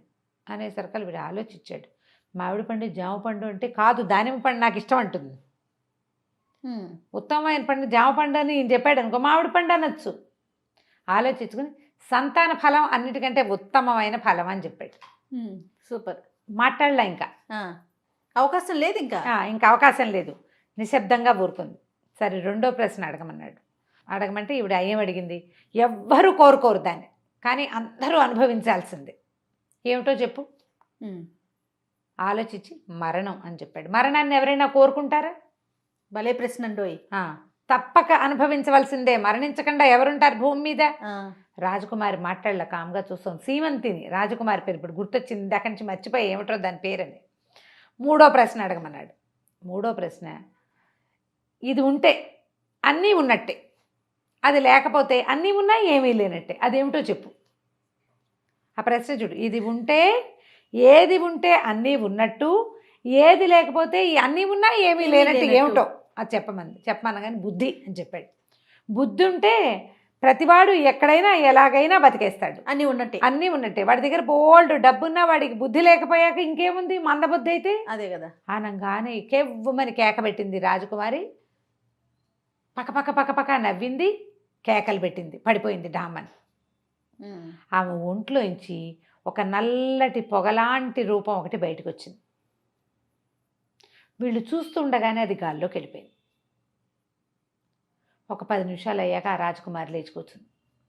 ఇక్కడున్నా నేను, నాన్న ఎవరు ఇతను, ఎవరో మగవాళ్ళ ముందు నుంచోబెట్టావు నన్ను అన్నట్టు ప్రశ్నించడం మొదలుపెట్టి. రాజుగారు, అమ్మయ్య మా పిల్లని ఎన్నాళ్ళ నుంచో పీడిస్తోంది నాయన, ఇదేదో ఎక్కడికో వెళ్ళారు దీనికి వ్యాఖ్యాళ్ళకి, అంటే సాయంకాలాలు ఆడుకోవడానికి ఉద్యానవనాలకి, అడవుల్లోకి ఉద్యానవనాల్లో తిరిగినట్టుగా అడవుల్లో తిరిగింది, మా పిల్ల ఒంట్లోకి ఏదో ఆవేశించింది, అప్పటి నుంచి ఈ ప్రశ్నలు అంటుంది, సరిగ్గా ఉండదు, పిచ్చి చూపులు చూస్తుంది, చచ్చిపోయిన వాళ్ళ శవాలు ఏమైపోయినాయో తెలియదు, అది ఏదో భూతం ఈ అమ్మాయి ఒంట్లో ఉంది. ఆ ప్రశ్నలకు సమాధానాలు చెప్పలేరు, అందరూ ఆలోచించలేరు, ఎక్కడో చోట తొట్టు పడతారు, పడంగానే ఇది పట్టేసుకుంటుంది, వాళ్ళని చంపించేస్తుంది. మా రాజుగారు చాలా సంతోషించాడు, బాబు నీ వల్ల నాకు ఇది వచ్చింది, మా పిల్ల బతికి బాగుపడిందని సంతోషించాడు. అయితే ధీరసింహుడు చెప్పాడు, నేను ఒక ప్రశ్నకి సమాధానం కోసం బయలుదేరాను, అంటే ఇక్కడికి మాకు కూడా వినపడుతుంది, దక్షిణ దిశగానే ప్రయాణం చేయి ఇక్కడి నుంచి కూడా అని చెప్పి ఒక పూట 2 పూటలు అక్కడ ఉంచుకుని అతనికి కావాల్సిన ఆహార పదార్థాలు అన్నీ ఇచ్చి దక్షిణ దిశ వైపు ప్రయాణం చేయించారు. ఈ సమస్యను సరిచేసి వెళ్ళాడు, అతను తెలివిగలవాడనమాట. అలా వెళ్తూ ఉంటే 3 రోజులు ఏకదమ్మున ప్రయాణం చేశాడు. ఒకటే ప్రయాణం చేసేసరికల్లా ఏమైంది, బాగా ముందుకెళ్ళేసరికల్లా ఒక ఎడారి లాంటి ప్రాంతంలో ఒక పిచ్చి గాలి, గుర్రం వదిలేసి ఇతను దిగి కింద నుంచుంటే పక్కన పెట్టి ఆపుకున్నాడు అనమాట. ఇతన్ని ఎగరేసుకుపోయింది ఆ గాలి, అంత పిచ్చి గాలి అనమాట. అలా మనకి ఎడార్లలో వస్తుంది. ఈ వెళ్ళి ఇతను ఒక పచ్చిక బయలులాగా ఉన్న చోట పడ్డాడు, ఎడారిలోంచి పచ్చిక బయళ్ళల్లో పడ్డాడు, అంటే ఎక్కడికో విసిరేసేసరికి అలా అక్కడ పడిపోయిన తర్వాత అతను కాస్త లేచి అటు ఇటు కొంచెం స్పృహ వచ్చాక చూసుకుంటే ఏవో చెట్లు కాయలు అవి ఇవి కనపడుతుంటే చీకటి పడింది. ఇప్పుడు ఇతనికి ప్రశ్న ఏమడిగింది అమ్మాయి, అమావాస్య నాడు వినపడుతుంది అంది. అమావాస్యకు ఒక 10-18 రోజులు ఉండగా బయలుదేరాడు, కరెక్ట్గా ఇంచుమించుగా ఆ సమయానికే అతను చేరాడు. ఈ పచ్చిక బయలులాగా ఉన్న ప్రాంతంలో చుట్టూత గోరీలు ఉన్నాయి, అంటే ఇవి ఉన్నాయి, ఏమంటారు వాటిని, కొన్ని మన చనిపోయిన తర్వాత ఇవి పైన ఇవి కడతారు కదా, సమాధులు ఉన్నాయి. ఎంతోమంది సైనికులు లాంటి వాళ్ళు రావటం మొదలుపెట్టారు అక్కడికి. అందరూ సైనిక దుస్తుల్లోనే ఉన్నారు. ఆ గోరీల్లోంచి వచ్చారా ఎక్కడి నుంచి వచ్చారో ఇతనికి అర్థం కాల, కానీ వచ్చేసరికల్లా వాళ్ళల్లో ఆ వచ్చిన వాళ్ళంతా మంచి మంచి బట్టల్లో చక్కగా ఉన్నారు, అధికారుల్లాగా. ఒక ముసలివాడు చింకి గుడ్డలతోటి ఉన్నటువంటి ఒక బిచ్చగాడు కూడా వచ్చాడు వాళ్ళతో పాటు. వచ్చిన వాళ్ళంతా బారులు తీరి కూర్చున్నారు. ఎక్కడి నుంచి వచ్చాయో తెలియదు కానీ బోల్డ్ అన్ని పెద్ద పెద్ద పళ్ళేలు, బంగారపు పళ్ళేలు వరుసగా అందరి ముందు ఉన్నాయి, అందరి ముందు పళ్ళేలే. అక్కడి నుంచి ఆహారం వచ్చేసింది గాల్లో నుంచి. చూస్తూనే ఉన్నాడు, అన్ని పళ్ళేల్లోనూ వడ్డిచ్చేశారు. ఆ ఉన్న సైనికుల్లో 2-3 రాబోయ్ దా మాతో పాటు భోజనం చేతుగానని పిలిచాడు. అప్పటిదాకా భయంగా ఒక పక్కన ఉన్నాడు, మనిషి ఉన్నాడని తెలుసు వాళ్ళకి. పిలిచేసరికల్లా తను కూడా పోయి కూర్చున్నాడు ఒక ఖాళీగా ఉన్న కంచం ముందు. అందరి కంచాల్లో షడ్రసోపేతమైన ఆహారాలు వడ్డిచ్చున్నాయి, తన కంచంలోనూ ఉన్నాయి. అటు ఇటు చూస్తే కొంచెం అవతలగా ముసలి బిచ్చగాడిలా ఉన్నాడు కదా, చింకి గుడ్డలతో ఆయన కూర్చుని ఉన్నాడు. ఆయన ముందు ఒక బొచ్చు ఉంది, సత్తుది, దాని నిండా సొట్టలు, దాంట్లో రాళ్ళు రప్పలు గడ్డి వడ్డిచ్చున్నాయి. వీళ్ళందరూ చక్కటి పదార్థాలు తింటున్నారు. అతను ఏం చేస్తాడు, వాటిని చూస్తూ కూర్చున్నాడు. ఇదేమిటి ఇతనికి ఎందుకు లేవు అని చెప్పి గబుక్కుని లేచి తన పళ్ళెంలో తీసి అతని పళ్ళెంలో పెట్టాడు. వెంటనే అది మట్టిగా మారిపోయింది. అతను అడిగాడు తిన్నాక అందరినీ, ఇలా ఎందుకు అయింది, ఇతను ఎందుకు ఇట్లా ఉన్నాడు, ఇతనికి ఎందుకు భోజనం సరిగా రావట్లేదు, మీ అందరికీ ఎందుకు వచ్చింది, అసలు మీరెవరు అంటే, ఇదంతా భగవంతుడి నిర్ణయం, మేము చేయగలిగేదేం లేదు, అమావాస్య నాడు మేము ఇక్కడ తింటాం, ఇట్లా ఎవడు తెచ్చుకున్నది వాడు తింటాడు ఇక్కడ అమావాస్య నాడు అని చెప్పారు. చెప్తే ఆ పిచ్చగాడు ఆ పళ్ళెని చేతపుచ్చుకుని, అయ్యో ఒక్క మంచి పని కూడా చేయకుండా అమావాస్య మళ్ళీ గడిచిపోయిందే అన్నాడు గట్టిగా. ఈ మాటలే చెప్పింది సులోచన. అమావాస్య కూడా వెళ్ళిపోయింది, ఈ అమావాస్య కూడా వెళ్ళిపోయింది, ఒక్క మంచి పని కూడా చేయలేదు నేను అని. అప్పుడు ఇతను ఏం చేశాడంటే ఆ బిచ్చగాడి దగ్గరికి వెళ్ళి కూర్చున్నాడు. నువ్వు ఈ అన్న ఈ మాటలకు అర్థం ఏమిటి, వీళ్ళంతా మీరంతా ఎవరు, వాళ్ళందరూ షడ్రసోపేతంగా తిన్నారు, వచ్చిన వాడిని నాకు కూడా పెట్టారు, పైగా అవేమో ఇంతంత బంగార పళ్ళేలు, నీకు ఈ సత్తుబొచ్చే ఎందుకుంది, వాళ్ళంతా మంచి మంచి బట్టలు వేసుకున్నారు, నువ్వు ఈ పిచ్చిగుడ్డల్లో ఎందుకున్నావు అడిగేసరికి, నేనేం చేయను ఆయన, విదిశానగరం ఇక్కడికి దగ్గర, ఆ విదిశానగరంలో నేను చాలా గొప్ప వ్యాపారస్తుని, వీళ్ళందరూ కూడా విదిశానగర పౌరులే, అందరూ దానాలు ధర్మాలు చేసుకున్నారు, ఏ ఉద్యోగం చేశారో ఆ ఉద్యోగానికి న్యాయం చేశారు, చచ్చాక కూడా వాళ్ళకి షడ్డసోపేతమైన భోజనం అమావాస్యకు ఒకసారి భగవంతుడు పెడుతున్నాడు, నేను చచ్చినాక తినడానికి ఫుడ్కి నేను తయారు చేసుకోలేదు ఏదీను. నేను ఎప్పుడు ఎవ్వరికీ దానం చేయలే. మా ఇంట్లో ఉన్న పని వాళ్ళకు కూడా చిన్న చిన్న పనులకి కూడా చిన్న చిన్న పొరపాట్లు కూడా జీతాలు కోసేసేవాడిని. పిల్లికి బిచ్చం పెట్టలేదు. 4 పిల్లలు, నాకు 4 అబ్బాయిలు. నా యొక్క దుర్మార్గం వల్ల కోట్ల కొద్దీ ఆస్తున్న నా పిల్లలు అడుక్కు తింటున్నారు. అడుక్కునే పిల్లలు ఏం మంచి చేసి తండ్రికి మంచినీళ్ళు ఇవ్వగలుగుతారు వాళ్ళు? నేను చచ్చిపోయాను. నా పిల్లలేమో నేను డబ్బులున్న రోజునే నేనే దానము చేయలేదు, సహాయము చేయలేదు. ఎప్పుడూ ఇతరులని మోసం చేసేవాడిని వ్యాపారంలో, డబ్బు పిచ్చితోటి. ఇప్పుడు అడుక్కు తింటున్న నా పిల్లలు ఏ దానం చేసి ఏ ధర్మకార్యం చేసి తాత తండ్రులకి మంచినీళ్ళు ఇవ్వగలుగుతారు? వాళ్ళైనా మంచి పని చేస్తే కనీసం నా బొచ్చ కాదు, నాకు ఒక గిన్నె వస్తుంది, దాంట్లో ఒక మంచినీళ్ళైనా వస్తాయి. వాళ్ళకి ఆ అవకాశం లేకుండా చేశాను నేను. బోల్డంతా సంపాదించి మా పాత ఇంట్లో పెరట్లో దాచిపెట్టా. నేను ఏ మంచి పని చేయకపోవటం వల్ల అసలు అక్కడ డబ్బు ఉందని నా పిల్లలకి తెలియజేసే మార్గమే లేదు. నేను బతికి బాగున్న రోజుల్లో పాతి పెట్టాను ధనం పిచ్చితోటి. భూమిలో పాతి పెట్టిన వాడు ఏమవుతాడు? వాడు అనుభవించడు, వాళ్ళ పిల్లలకి దక్కదు. ఎవడో అదృష్టవంతుడికి అది దక్కుతుంది. ఇంకా అదృష్టవంతులు ఎవరు రాలా. నా ధనం అంతా అక్కడే ఉంది. నా పిల్లలు రోడ్ల మీద అడుక్కుంటున్నారు. అమావాస్య లోపల ఒక మంచి పని చేస్తే నాకు బొచ్చలోకి అన్నం వస్తుంది, నా పిల్లలకి బతుకు వస్తుంది. ప్రతి అమావాస్య వెళ్ళిపోతుంది, నేనేమీ చేయలేను. నన్ను ఆదుకునేందుకు ఎవ్వడూ రాడు. ఇవాళ నా అదృష్టం కొద్దీ నువ్వు వచ్చావన్నాడు. అనేసరికల్లా సరే ఇతను ఏమన్నాడు, ఎక్కడ దాచిపెట్టావో చెప్పు, నేను నీ పిల్లలకి చెప్తానన్నాడు. అప్పుడు అతను విజయనగరంలో తన ఇల్లు గుర్తులు చెప్పాడు. అక్కడ ఆ 4 గోడల మధ్యలో కార్నర్స్లో పెట్టా. పెరట్లో వాళ్ళ వాకిట్లో అలా 4 గోడలు ఉంటాయి, మధ్యలో ఒక్కొక్క చతురస్రం గీయాలి కరెక్ట్గా కొలిచి. ఆ చతురస్రంలో 4 కార్నర్లలోనూ నేను బంగారం దాచిపెట్టానని చెప్పాడు. సరికి ఇతను ఏమన్నాడు, నేను ఈ ప్రశ్నకు సమాధానం తెలుసుకోవడానికి వచ్చా. నీకు సహాయం చేయగలిగే అవకాశం ఉంటే తప్పకుండా చేస్తా. విజయనగరానికి వెళ్తాను ఇక్కడి నుంచి అని చెప్పాడు. తెల్లవారేసరికల్లా తెల్లవారుతూ ఉండగా మొత్తం ఈ బంగార పళ్ళేలు అన్నీ వెళ్ళిపోయినాయి. వీళ్ళ కోసం బోళ్ళని చక్కగా గానా బజానాలు కూడా తయారైనాయి అక్కడ. ఈ ముష్టివాడికి ఏం లేదు, ముసలాయనికి పాపం. మిగిలిన వాళ్ళందరూ హాయిగా అన్నీ తాగుతూ తిరుగుతూ ఎంజాయ్ చేస్తూ ఉన్నారు. ఇతను మాత్రం అలాగే బొచ్చలు పెట్టుకుని కూర్చున్నాడు మట్టి రాళ్ళు చూసుకుంటూ. ఈ కథ అంతా విని మర్నాడు అక్కడి నుంచి ప్రయాణం చేసి ఇతను విదిశా నగరానికి వెళ్ళాడు. వెళ్ళి ఈ ఎక్కడున్న ముష్టి అయిన తాలూకు పిల్లల్ని వెతకడం మొదలుపెట్టాడు. వెతికి పట్టుకోవాలి కదా. ఇక ఊరంతా వెతికి ఒకడిని పట్టుకుంటే వాడు తన 4 అన్నదమ్ముల్ని పట్టుకొచ్చాడు. మీ తండ్రి చెప్పాడని, మా నాన్న పోయి 25-30 ఏళ్ళు అయిందిరా బాబు, నువ్వు చూస్తే 25 ఏళ్ల కుర్రాడిలాగా ఉన్నావు. మా నాన్న పోయినప్పుడు నువ్వు పుట్టి కూడా ఉండవు. మా నాన్న ఎట్లా చెప్పాడు నీకు, మా నాన్న దాచిపెట్టింది నీకు ఎట్లా తెలుసు అంటే, అప్పుడు అతను ఈ కథ అంతా చెప్పుకొచ్చాడు. నేను ఫలానా చోట చూసా, అతను ఇట్లా ఉంటాడు మనిషి. తను చూశాడు ఆయన్ని, ఆ ఆత్మ మనిషి రూపంలోనే కనపడింది. ఇంత పొడుగుంటాడు, మొహం ఇట్లా ఉంటుంది అని చెప్పేసరికల్లా వాళ్ళు ఏమన్నారు, వాళ్ళల్లో ఒకడు ఉండు మా నాన్న చిత్రపటం ఉందని పటం తీసి చూపించారు. ఇదే ఈ మనిషినే నేను అక్కడ చూశాను. అతను చెప్పాడు, మీ పాత ఇంట్లో ఉందంటే ఆ ఇల్లు పాడుపడిపోయింది. అది కొనేందుకు పాడుపడిపోయిన ఇల్లు ఎవరు కొంటారు? వాళ్ళ ఇల్లుంది, ఇల్లు స్థలం ఉన్నాయి వాళ్ళ కిందే, వాళ్ళు అక్కడే పడుకుని తిరుగుతున్నారు. కానీ అందులో ఏమీ లేదు, వాళ్ళకి అన్నీ అమ్ముకు తినేశారు వాళ్ళు. అప్పుడు ఏం చేశారంటే ఆ ఇంటి కొలతలన్నీ చూసి కరెక్ట్గా ఆ మధ్యలో ఉన్న చతురస్రంలో 4 కోణాల్లోంచి ఆ బిందెలు తీసేసరికి వాళ్ళు చాలా సంతోషించారు. నాయన ఆవిడెవరో నిన్ను ప్రశ్నలు అడగటువంటి నువ్వు వచ్చి మమ్మల్ని వదిలించావు, ఇది చాలా అద్భుతమైన పని చేసావు నువ్వని. అప్పుడు ఏం చేశారు, ఆ 4 బిందెల్లో 3 బిందెల ధనాన్ని దానం చేసేసారు.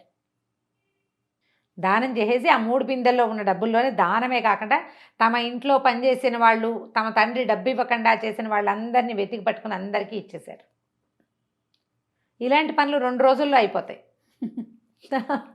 ఆ మిగిలిన ధనంతో వాళ్ళు ఇల్లు వాకిలి బాగు చేసుకున్నారు. కొత్తగా వ్యాపారం మొదలు పెట్టుకుంటాను ఆయన, మా బతుకు మేము బతుకుతాం.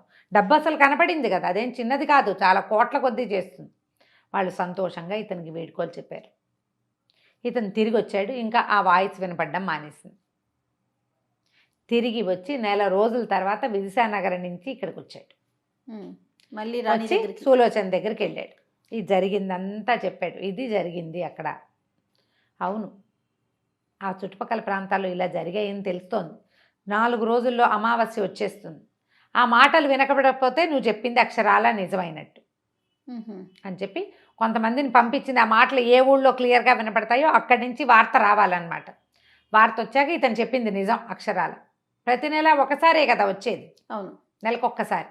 ఆ వార్త రాగానే ఇక ఆ గొంతు వినపడలేదు అంటే ఇతను చెప్పింది అక్షరాల నిజం అనమాట. విశ్రాంతి తీసుకో ధీరసింహ, 4వ ప్రశ్న కొద్ది రోజులు ఆగా అడుగుతానని చెప్పి అతనికి మళ్ళీ విశ్రాంతి మందిరానికి పంపించేస్తుంది. అయిపోయింది 3వ ప్రశ్న. ఓకే, బాగుంది కదా, చాలా interesting గా? బాగుంది. ఇది చాలా ఇంట్రెస్టింగ్ గా కూడా అనిపించింది రమ్మగారు. ఇంకొక 2 ప్రశ్నలు ఉన్నాయి. అవును, రైట్. నమస్తే అండి. నమస్తే జయ. నమస్తే రమ్మగారు. నమస్తే జయ. రమ్మగారు 5 ప్రశ్నలు, 4వ ప్రశ్నలో ఉన్నాము. 3వది భలే ఇంట్రెస్టింగ్ అనిపించిందండి. ఇది కూడా అవునా? ఏమైందో చూద్దాం. సరే, ధీరసింహుడు 4 రోజులు రెస్ట్ తీసుకున్నాడు. మళ్ళీ సులోచన పిలిచింది. మన నగరానికి ఇక్కడ నైరుతి దిక్కున మాయా పన్నీటి సరోవరం ఒకటి ఉందని చెప్తారు. పేరు వింటమే కానీ అదేమిటో తెలీదు. అది కనుక్కురా నువ్వు, దాని సంగతి తెలుసుకో. అది ఎలా వచ్చింది, ఏమైంది, ఏం జరిగింది అవన్నీ చెప్పాలి. ఇది ఈ రాజ్యం, ఏ రాజ్యంలో అయితే వీళ్ళు ఉన్నారో ఈ రాజ్యానికి మాయా పన్నీటి సరోవరం ఏదైతే ఉందని చెప్తారో అది క్యాపిటల్ అన్నమాట. అక్కడున్న రాజే పట్టపరాజు. వీళ్ళంతా సామంతులు. ఏదో ఉందంటారు. అక్కడికి వెళ్ళిన వాడెవడు బతికి తిరిగి రాడని కూడా ఉంది. ఓహో, అది కనుక్కురమ్మంది. ఈయన బయలుదేరాడు. మళ్ళీ బయలుదేరితే ఏమైంది, కొంత దూరం వెళ్ళిన తర్వాత కొన్ని రాజ్యాలు దాటుకుంటూ కదా వెళ్తారు. ఒక రాజ్యపు మొదటి దాంట్లో ఒక పెద్ద దిగుడు బావి ఉంది. ఆ దిగుడు బావి చుట్టూతా జనం చేరున్నారు. ఒక వృద్ధ తల్లిదండ్రులు లబో దిబోమని ఏడుస్తున్నారు. ఎవరో పడి ఉంటారు. అయ్యేసరికల్లా ఏమైంది కనుక్కున్నాడు. ఏం జరిగింది ఏమిటంటే, పాప ఈ వృద్ధ దంపతుల కుమారుడు గుణశేఖరుడని, పిల్లవాడు చాలా అందగాడు. మరి ఓ వారం రోజుల నుంచి ఏదో పిచ్చి ధోరణిగా ఉన్నాడు. ఓ వారం క్రితం ఇక్కడికి వచ్చాడు. ఆ తర్వాత పిచ్చెక్కిపోయాడు. వాడు ఒకరిని దూకేశాడు. దాంతో వీళ్ళు ఏడుస్తున్నారు. అంటే అయ్యో మరణం సహజం కదా, రోజుల తరబడి ఇక్కడ కూర్చుని ఏడిస్తే మాత్రం ఏమవుతుంది అన్నాడు. అనేసరికల్లా సహజం అంటే బావిలో పడ్డవాడి శవం తేలలేదు. బావిలో పడ్డ శవం ఏమైపోయింది, పడ్డాడు నీళ్ళల్లో, దూకేశాడు, చూసాం, అందరూ చూశారు చాలామంది బావిలో దూకేస్తున్న సంగతి. తర్వాత ఏమైంది, బాడీ రావాలి కదా పైకి. ఇంత పెద్ద బావి, అది చాలా పురాతనమైన బావి. శవాన్ని వెతకరు, బావుల్లో చెరువుల్లో గాలించినట్టు నదుల్లో గాలించినట్టు గాలిచ్చక్కర్లా, బాడీ తేలిపోతుంది. రోజులు గడుస్తున్నాయి, బాడీ పైకి తేలటల్లా. అమ్మ నాన్న అక్కడే పడున్నారు, ఏడుస్తున్నారు మా పిల్లాడు అని. అయితే ఇతను ఏమన్నట్టు ఏమనిపించింది, ఈ బావిలోంచి ఎటైనా దారుందా, బావిలో పడ్డవాడు ఇంకెక్కడైనా తేల్తాడా, ఏ నదిలో నుంచైనా నీళ్ళు ఈ బావిలోకి వస్తున్నాయి అనుకో, వీడు ఇక్కడ మునిగి అక్కడ తేలచ్చు కదా. అలా ఓళ్ళని ఊహలు వచ్చినాయి ఇతనికి, ధీరసింహుడికి. అయ్యా మీ అబ్బాయి బతికుంటే నేను తప్పకుండా తెస్తాను, మీరు ఇక్కడే ఉండండి అని చెప్పేసి బావిలో దిగాడు. దూకితే వెళ్తే నీళ్ళే, అనంత ప్రవాహం. బాగా కిందకి వెళ్ళాక అతనికి తెలిసింది బావి అంటే ఊరికి ఇంత చిన్న బావి కాదు, దిగుడు బావి, బాగా పెద్దదే. అడుగున నేల తగులుతోంది. నేల ఎట్లా తగులుతుంది, ఇసుకో మట్టో తగలాలి, గచ్చుగా తగులుతుంది అది. అతను కాస్త ఊపిరి బిగబట్టి ఆ బావి గోడలన్నీ చూడడం మొదలుపెట్టాడు. ఏముందో చూడు, ఎక్కువసేపు ఊపిరి బిగబట్టి ఉండగలడు. చూస్తే అతనికి ఒక దారి కనపడింది.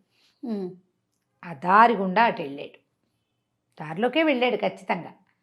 బావిలోకి ఎక్కడికో కొంచెం నీళ్ళు వస్తాయి.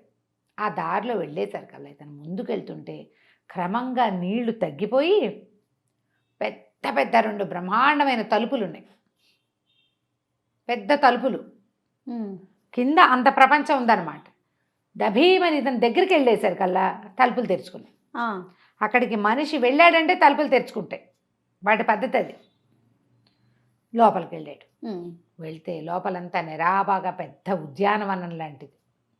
ఏమిటో సభాభవనాలు అవి ఇవి ఉన్నాయి. ఎక్కడి నుంచో టింగ్ టింగ్ అని వీణ వినపడుతోంది. వీణ కూడా వినిపిస్తుంది. ఇదేమిట్రా అని అది ఇతను ఏం చేశాడు, బట్టలు తడిసిన బట్టలు అప్పటికి ఆరిపోతున్నాయి. అదంతా తిరిగి ఏ పక్క నుంచి వీణ వినపడుతోందో ఆ బిల్డింగ్లోకి వెళ్ళాడు. అక్కడ ఒక మహాసౌందర్య రాసేన అమ్మాయి వీణ వాయించుకుంటుంది కూర్చుని. ఆ ఎదురుగుండా ఓ కుర్చీలో ఓ కుర్రాడు కొంచెం తన వయసు వాడే ఇంచుమించుకో 25-30 ఏళ్ల వాడు కాలు మీద కాలేసుకుని గడ్డంకి చేయబెట్టుకుని ఆవిడకేసి చూస్తున్నాడు. ఆవిడ చూస్తే అతిలోక సౌందర్యవతి ఏదో దేవకన్యల్లే ఉంది. వీడు మనలాగానే ఉన్నాడు, సామాన్యంగా ఉన్నాడు. మనిషే వీడు. ఈయనకేం డౌట్ వచ్చింది, ఆ గుణశేఖరుడు అన్నారు వాడు వీడే కాబోలు, ఈ బావిలో ఈవిడ కోసమే దిగుంటాడు, వీడికి తెలుసు ఈవిడ ఇక్కడ ఉందని, అందుకే దిగాడు. అక్కడి నుంచి వెళ్ళేసరికల్లా చూసి గుణశేఖర నువ్వు గుణశేఖరుడే కదా అన్నాడు. అనగానే అవుననేసాడు అబ్బాయి. మామూలుగా మనం అదాటి కూర్చున్నాం అనుకో, పేరు పెట్టి పిలిస్తే పలుకుతాం కదా సహజంగా. గుణశేఖర అనగానే తలెత్తి చూశాడు, అంటే వాడే. ఇక్కడ హాయిగా వీణావాదన వింటున్నావా, నీ తల్లిదండ్రులు వృద్ధులు అక్కడికి ఏడుస్తున్నారు, భలేవాడివి, ఈ వీణా సౌందర్యం ఏమిటి, అమ్మా నాన్నని అక్కడ వదిలిపెట్టి వాళ్ళకి చెప్పైనా రావాలి, లేదా వచ్చాకైనా తెలుసుకుని చెప్పుకోవాలి. వృద్ధులు ఏమైపోతారు, గుండె పగిలిపోదు పెద్దవాళ్ళకి అనేసరికల్లా అమ్మాయి వీణాపేసి చూస్తుంది ఇతనికి. అప్పుడు అతను అన్నాడు, అమ్మా నువ్వెంత మహాద్భుత సౌందర్యవతివైనా తల్లిదండ్రులు అనేవాళ్ళు అందరికీ ఉంటారు కదా, పాపం ఇతని నీ మీద వ్యామోహంతో ఇతను ఇక్కడ ఉండిపోయాడు, వాళ్ళ అమ్మా నాన్న అక్కడ చాలా దుఃఖపడుతున్నారు అనేసరికల్లా అమ్మాయింది. ఒక వారం క్రితం నేను ఈ దిగుడు బావిలోంచి పైకి వచ్చే వ్యాహ్యాళికి ఈ గుణశేఖరుడు నన్ను చూశాడు, వారమంతా పిచ్చుకున్నట్టు ప్రవర్తించాడు ఆ సౌందర్యవతిని చూశాక. తర్వాత దూకేశాడు, ఇందులోకి వచ్చేసాడు. దిగుడు బావుల్లో ఏం చేస్తారు, దిగి నీళ్లు పట్టుకుంటారు, అక్కడక్కడే ఈతలు కొడతారు, దూకరు ఎవరు. దూకితేనే వాళ్ళకి మార్గం తెలుస్తుంది. దూకాడు కాబట్టి వాడికి తెలిసింది. అయినా నేను ఇతన్ని ప్రేమించి ఉన్నప్పటికీ, ఇతను నాతో ఉన్నప్పటికీ, నేను భూలోకంలోకి వస్తే నా మహత్యాలన్నీ కోల్పోతా, నేను రాలేను అతనితో పాటు. ఇతను వెళ్ళి రావడానికి నాకే అభ్యంతరము లేదు అనేసరికి ఇతను ఏం చేశాడు, మన ధీరసింహుడి గుణశేఖరుని వెంట పెట్టుకుని, రా నువ్వు మీ అమ్మ నాన్న కనపడి ఇక్కడ ఎవరితోటో ఉంటున్నానని చెప్తే వాళ్ళు ధైర్యంగా ఉంటారు అని చెప్పి వెంబడి పెట్టుకుని తీసుకొచ్చాడు. వాళ్ళు ఆశ్చర్యపోయారు, పైన ఉన్న ఊళ్ళో వాళ్ళంతా, ఊరిని బలేవాడు వీడు, ఎంత బాగా తీసుకొచ్చాడు అని ఆశ్చర్యపోయి, సరే అందరూ చాలా మెచ్చుకున్నారు, బాబు నీ వల్ల ఇట్లాంటి అపురూపమైన కార్యం నెరవేరింది అని చాలా మెచ్చుకున్నారు. అబ్బాయిని తీసుకుని వాళ్ళ అమ్మ నాన్న వెళ్ళిపోయారు. కొన్ని రోజులు ఒక పూట అక్కడ ఉన్నాడు. అక్కడి నుంచి నైరుతి దిశగా బయలుదేరాడు. వెళ్ళాలి కదా. వెళ్ళేసరికి ఆ ఊళ్ళు దాటి వెళ్తుంటే చివరికి ఆ విరజానగరం అక్కడికి చేరాడు. ఆ విరజానగరానికి ఆ నగరపు చివరే నైరుతి దిక్కులోనే ఈ మాయావన్నేటి సరోవరం ఉందని చెప్పుకుంటున్నారు. అదే ఆ రాజే వీళ్ళకి పట్టరాజు. ఆ ఊళ్ళో ఒక వృద్ధుడి ఇంట్లో పూటకోళ్ళకి చేరాడు. చేరి అడిగాడు, ఇలా మాయా సరోవరం ఉందని చెప్తారు, మా ఊళ్ళలో చెప్పుకుంటున్నారు, దాని సంగతి ఏమిటంటే ఆయన అన్నాడు, ఒరే నాయన అక్కడికి వెళ్ళిన వాడు బతికి రాడురా ఎవరును, అదొక చాలా పెద్ద వింత, వెళ్తే బతికొచ్చేది లేదు, ఇంకా చచ్చిపోవటమే, రారు ఎవరు వెనక్కి, వెళ్ళి చచ్చిపోయారో బతికారో మనకు తెలీదు, ఎవ్వరూ వెనక్కి రారు, చాలామంది వెళ్ళారు ఇలాగా, నువ్వు దానికోసమే పనిమాల ఆ ఊరు నుంచి ఈ ఊరు వచ్చినట్టు అవుతుంది అనేసరికల్లా కాదన్నాడు ఇతను. నేను వివాహం చేసుకోవడానికి నిశ్చయించుకుని ఉన్నాను, 3 ప్రశ్నలకు సమాధానాలు చెప్పా, ఇంకా 2 ఉన్నాయి, 4వది ఇది. ఆ పన్నీటి సరోవరం గురించి తెలుసుకుని నేను వెళ్ళి సులోచనకి చెప్పాలి, నేను దానికోసమే వచ్చాను, నేను నీళ్ళలో అవి వాటిల్లో ఎక్కువసేపు ఉండగలను, ఆల్రెడీ వచ్చేటప్పుడు ఒక సాహసకార్యం చేసి వచ్చా, ఇలాంటి పనులు చేయటమే నాకు ఇష్టమని ఆ వృద్ధుడిని బాగా బతిమలాడాడు. ఆ వృద్ధుడు అన్నాడు, ఓ పని చెయ్యి, రాజు తాలూకుది అది, ఈయనకంటే ముందున్న రాజుల కాలంలోనే అది ఏర్పాటైంది, మరి రాజుని గనక ఒప్పిస్తే నువ్వు అక్కడికి వెళ్ళగలుగుతావు. రాజుకి కొత్త వస్తువులు, అపురూపమైన వస్తువులు అంటే చాలా ఇష్టం, మణులు మాణిక్యాలు అవి అంటే ఇష్టం, ఏమైనా గిఫ్ట్ చేసి ఆయన్ని మెప్పించుకోమన్నాడు. సరే ఇతను ఏం చేశాడు, అక్కడి నుంచి తను వచ్చేటప్పుడే కొంచెం సామాన్లు గిమాలు తెచ్చుకున్నాడు కదా, తన దగ్గరున్న వస్తువుల్లో మణిమాణిక్యాలు ఏమున్నాయో చూసుకున్నాడు, కొంచెం అంటే బంగారము డబ్బు తెచ్చుకున్నారు, మరి ప్రయాణంలో అవసరపడతాయి కదా. సరే వాటిలో నుంచి 2 మాణిక్యాలు పిక్ చేసుకుని రాజుగారిని చూడబోయాడు. ఆ ఊళ్ళల్లో కొన్ని రకాల రాళ్ళు దొరుకుతాయి, కొన్ని దొరకవు, మనకు కూడా అంతే కదా, కొన్ని ప్రదేశాల్లో కొన్ని దొరుకుతాయి, కొన్ని దొరకవు. ఆ మాణిక్యాలు 2 రాజుకి గిఫ్ట్ ఇచ్చాడు. రాజు వాళ్ళే సంతోషించాడు. ఎవరు ఏమిటి కనుక్కున్నాడు, ఇంచుమించుగా ఇతనికంటే 8-10 ఏళ్ళు పెద్దవాడు ఆ రాజు. సరే వస్తూ ఉండు, నువ్వు ఈ ఊళ్ళో ఉన్న నాళ్ళు మన ఇద్దరం కబుర్లు చెప్పుకుందామని. వెళ్ళినప్పుడల్లా ఏదైనా అక్కడంతా బజార్లన్నీ తిరిగి ఒక రేర్గా ఉన్న ఒక వస్తువు పట్టుకెళ్ళి ఇచ్చేవాడు. ఒక 5-6 సార్లు రాజు దగ్గరికి తిరిగాడు. వారానికి 2 సార్లు, ఒకసారి 3 సార్లు అట్లా చొప్పున. వెళ్ళినప్పుడల్లా రాజుకి ఏదో ఒకటి గిఫ్ట్, ప్రత్యేకమైన వస్తువులు. తను తెచ్చుకున్న వాటిలలో ఉన్నవి కొన్ని ఇచ్చాడు. పైగా తమ ఊళ్ళల్లో తయారయ్యే బట్టలు ఈ ఊళ్ళల్లో తయారవ్వవు, అవి కొత్తవే. అమెరికన్ టీషర్ట్ ఇండియాలో ఇచ్చినట్టు దాని మీద పేరు ఉంటుంది అమెరికా అని. మరి ఇప్పుడు ఫారెన్దే కదా అది, అట్లా. అంతే. సరే, ఆయన చాలా సంతోషించి ఓసారి అన్నాడు, మిత్రమా ఎప్పుడు నువ్వే ఏవో ఒక గిఫ్ట్లు తెస్తావు, నేను నీకు ఎప్పుడు ఏమి ఇవ్వలేదు. ఏదో గడిపి మనం కబుర్లు చెప్పుకుని వెళ్ళిపోతున్నాం కదా, నీకేం కావాలో అడుగు అన్నాడు. సరే, ఇతను అన్నాడు, మీ దగ్గర మాయాపన్నీటి సరోవరం ఏదో ఉందిట, అది చూస్తాననేసరికల్లా రాజు ఆశ్చర్యపోయాడు. ప్రాణాల మీద తీపున్నవాడు ఎవ్వడూ అక్కడికి వెళ్ళడు. నీకు ఈ సలహా చెప్పిన వాడు ఎవడో నిన్ను చంపేయడానికే ఈ సలహా చెప్పాడు, అది చూసి రమ్మని. వద్దన్నాడు. వద్దంటే ఇతను వదిలిపెట్టలే. కాదు పంపించు, నన్ను అక్కడికి పంపించు, అది ఎక్కడుందో చెప్పు, నేను వెళ్ళాలన్నాడు. సరే, ఇతను అన్నాడు, నాకు ప్రమాదం అది, కానీ మరి నువ్వు అడుగుతున్నావు కాబట్టి స్నేహంతో పంపిస్తాను నేను అక్కడ. కానీ ఓ కాగితం రాసిచ్చి ఆ దారి ఎట్లా వెళ్ళాలో చెప్పి అక్కడికి పంపాడు. సరే, ఆ సైనికులు చాలామంది కాపలా ఉన్నారు. బయట ఒక బోర్డు రాసింది. అక్కడ లోపలికి వెళ్ళిన వాళ్ళు ప్రాణాలతోటి రారు, ప్రాణాల మీద ఆసున్న వాళ్ళు లోపలికి వెళ్ళొద్దు.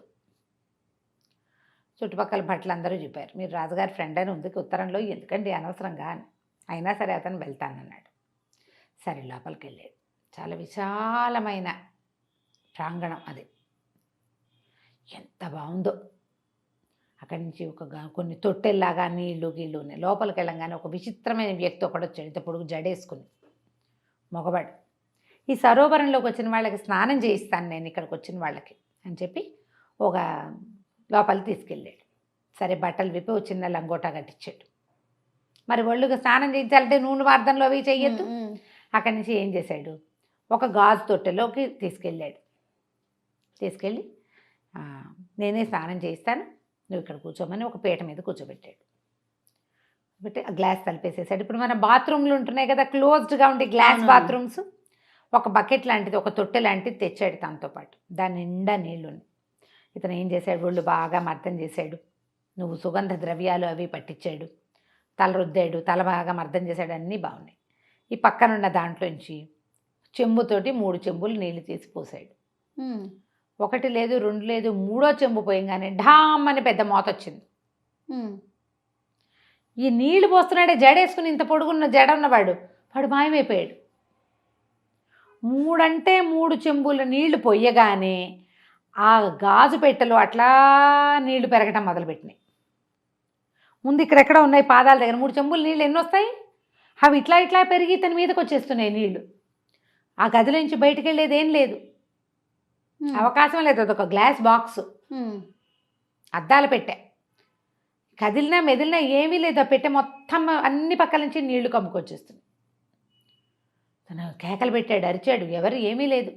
అటు ఇటు చూస్తే పైన ఒక తాడు వెళ్ళాడుతోంది. వీడేమిటి నీళ్లలో ప్రయాణం చేయగలిగిన వాడు, అంతకుముందు చేశాడు కదా. అక్కడి నుంచి ఏం చేస్తే కూర్చున్నవాడు గబుక్కుని లేచి తనకు ఏ బల్ల మీద అయితే కూర్చున్నాడో ఆ బల్ల మీద నిలబడి ఒక్క ఎగిరి ఆ తాడు పుచ్చుకున్నాడు. ఆ తాడు ఇట్లా పట్టుకునేసరికి ఇతని బరువుకి వెంటనే భళ్ళుమని గాజు మందిరం పగిలిపోయింది. నీళ్లు లేవు, ఏమీ లేవు, లంగోటాతోటి నుంచుని ఉన్నాడు. మనిషి లేడు, వాడు పట్టుకొచ్చిన డబ్బా లేదు, పోసిన నీళ్లు లేవు, ఈ పెరిగిపోయిన నీళ్లు లేవు, ఏమీ లేవు, నీటి చుక్క లేదు అక్కడ. ఘుమఘుమలాడుతూ పన్నీటి వాసన మాత్రం వస్తుంది. చూస్తే అంత ఖాళీగా కనపడుతోంది. దూరంగా ఒక పచ్చిక మైదానం లాంటిది కనిపిస్తుంది, ఏదో మందిరం మండపంలాగా ఉంది. ఎవడో ఒకడు ఉంటాడు కదా, ఇదేదో ఒక మాయలోకి వచ్చాం, ఇది ఛేదించబడింది, ఇది పగిలిపోయింది, అక్కడికి వెళ్దామని వెళ్ళేసరికల్లా ఒక చక్కటి మండపం, చుట్టూతా ఎన్ని బొమ్మలు ఉన్నాయో, సలవరాతి బొమ్మలు అన్నీ. దూరానికి అతనికి ఏమనుకున్నాడు, ఆ కనపడుతున్న బొమ్మలన్నీ మనుషులు అనుకున్నాడు. మనుషులు నిలబడ్డట్టే ఉన్నాయి అవి. దగ్గరికి వెళ్ళి చూస్తే అన్నీ రాతి బొమ్మలే, విగ్రహాలు కాదు. అది విగ్రహం కాదు, అది బొమ్మ. అంటే విగ్రహం అంటే అలంకారంగా ఏదో ఇట్లా తెక్కుతారు, అట్లా కాదు. మనిషిని దూరం నుంచి చూస్తే మనిషిని నిలబడ్డట్టుంది, కానీ దగ్గరికి వెళ్ళి చూస్తే అవి రాతి బొమ్మ అని తెలుస్తుంది. ఎన్నో ఆ మండపం చుట్టూతా ఉన్నాయి. ఆ రాతి మండపంలో ఒక గట్టు మీద ఒక ధనుసు 3 బాణాలున్న అమ్ముల పొది ఉన్నాయి. ఆ మండపానికి ఒక పక్కగా పైభాగంలో ఒక చక్కటి బంగారపు పంజరం వేళ్లాడుతుంది. అందులో ఒక పంచవన్నెల రామచిలక ఉంది. కింద కాగితంలో రాయబడి ఉంది. ఒక చోట అంటించారు గోడ మీద, ఒక రాసి ఉంది. గోడ మీద కాగితం కాదు, ఒక బోర్డు లాంటిది ఉంది. 3 బాణాలతోటి ఈ పంచవన్నెల రామచిలక ఎడమ కంటిని కొడితే కొట్టాలి, కొట్టలేనివాడు చలవరాతి బొమ్మ అయిపోతాడు అని. ఓహో, అక్కడి నుంచి బయటపడేందుకు ఏ మార్గము లేదు. ఇంకా అదొక్కటే. ఇక కొడితే ఏమవుతుందో కూడా తెలీదు. కొట్టలేకపోతే రాయి అయిపోతావు, కొడితే ఏమవుతావో అక్కడ లేదు. ఏదో చెయ్యాలి, సాహసం, వచ్చాం కాబట్టి. కొట్టాడు. సరే చూస్తే చలువరాతి బొమ్మ అయిపోతావు అని రాసుంటే చూస్తే వీళ్ళంతా ఈ బొమ్మలు అయిపోయిన జనమే వీళ్ళు.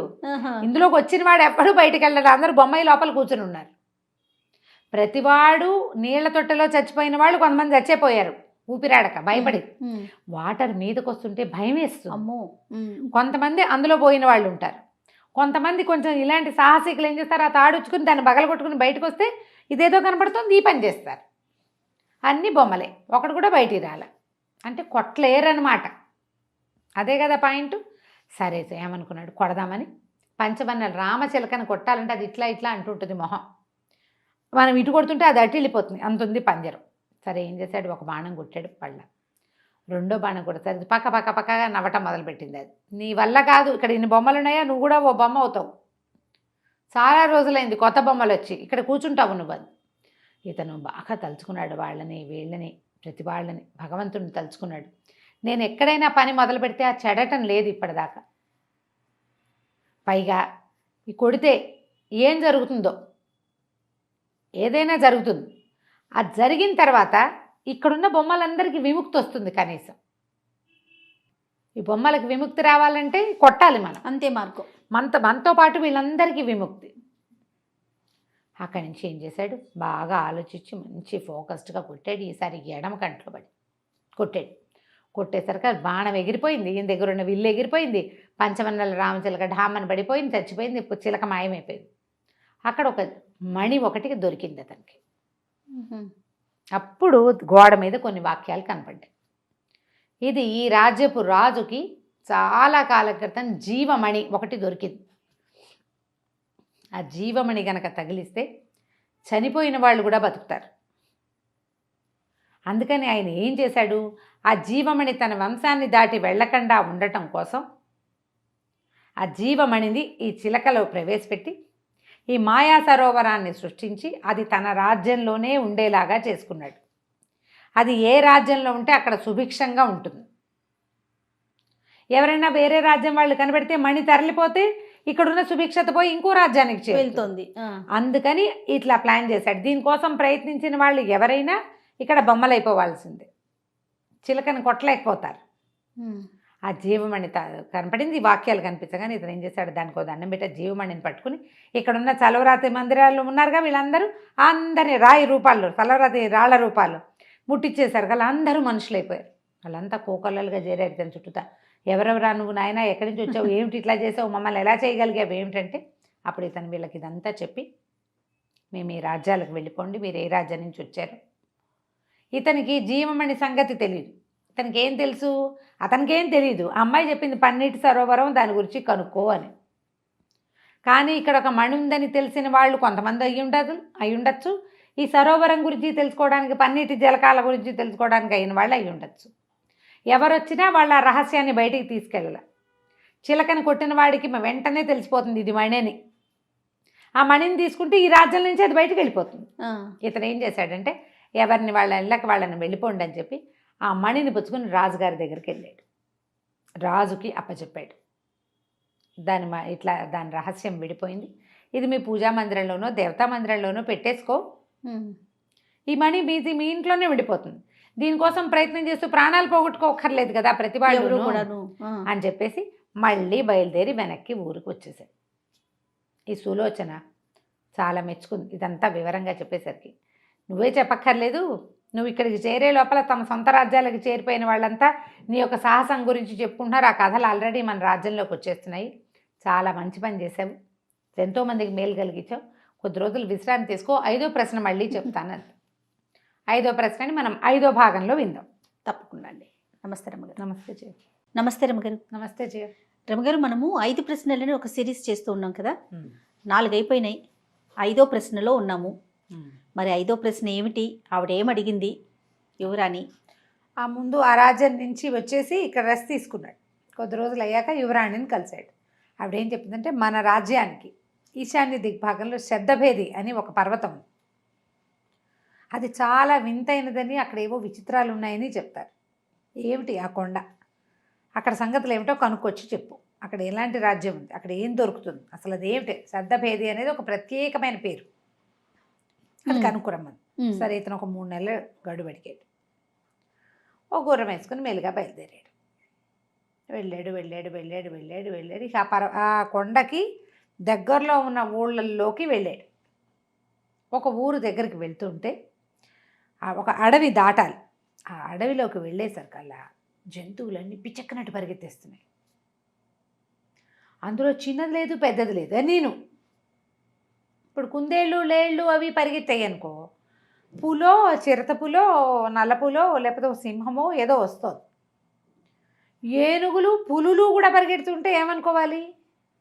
ఏనుగులు, పులులు, నక్కలు, తోడేళ్ళు, కొన్నేమో ఇవి మన ఒంటెలు లాంటివి ఏవో విచిత్రమైన ఉంటాయి, ఇవన్నీ పరిగెత్తేస్తున్నాయి కకావికలుగా.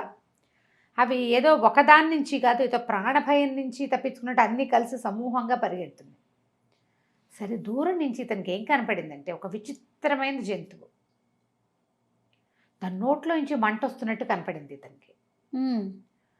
మొసలే అనిపించింది కాదు, ఒంటే అనిపించింది కాదు, అది ఏమిటో అర్థం కాల.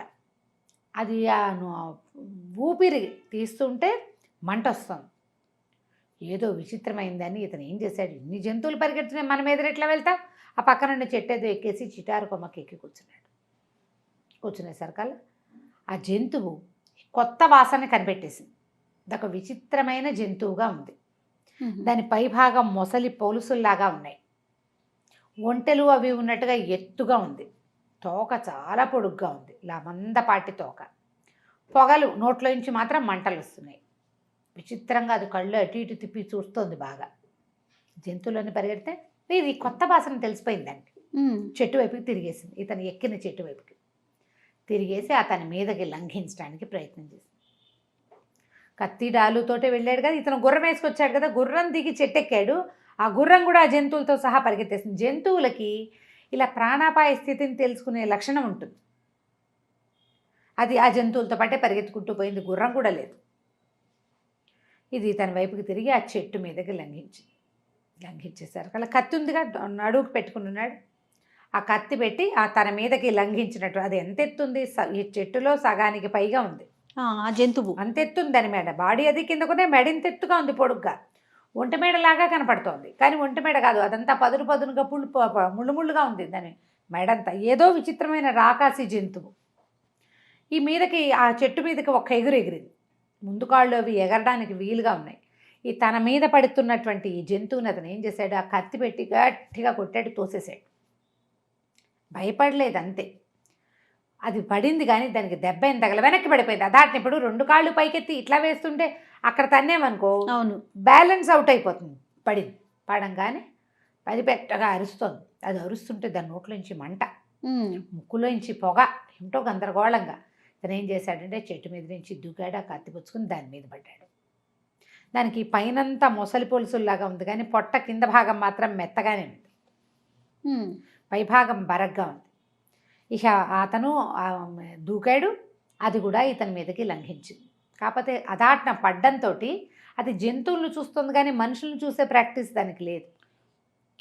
కొంచెం అంత బాగా తిరగబడిపోలే. మొదట దూకినంత ఫెరోషియస్ లుక్ రెండోసారి కింద పడ్డాక రాలా దానికి. ఇతను ఏం చేశాడు, బాగా గట్టిగా ఎడాపెడా కొట్టేశాడు దాన్ని. కత్తిపోట్ల పొట్టలో బాగా తగిలేసినాయి.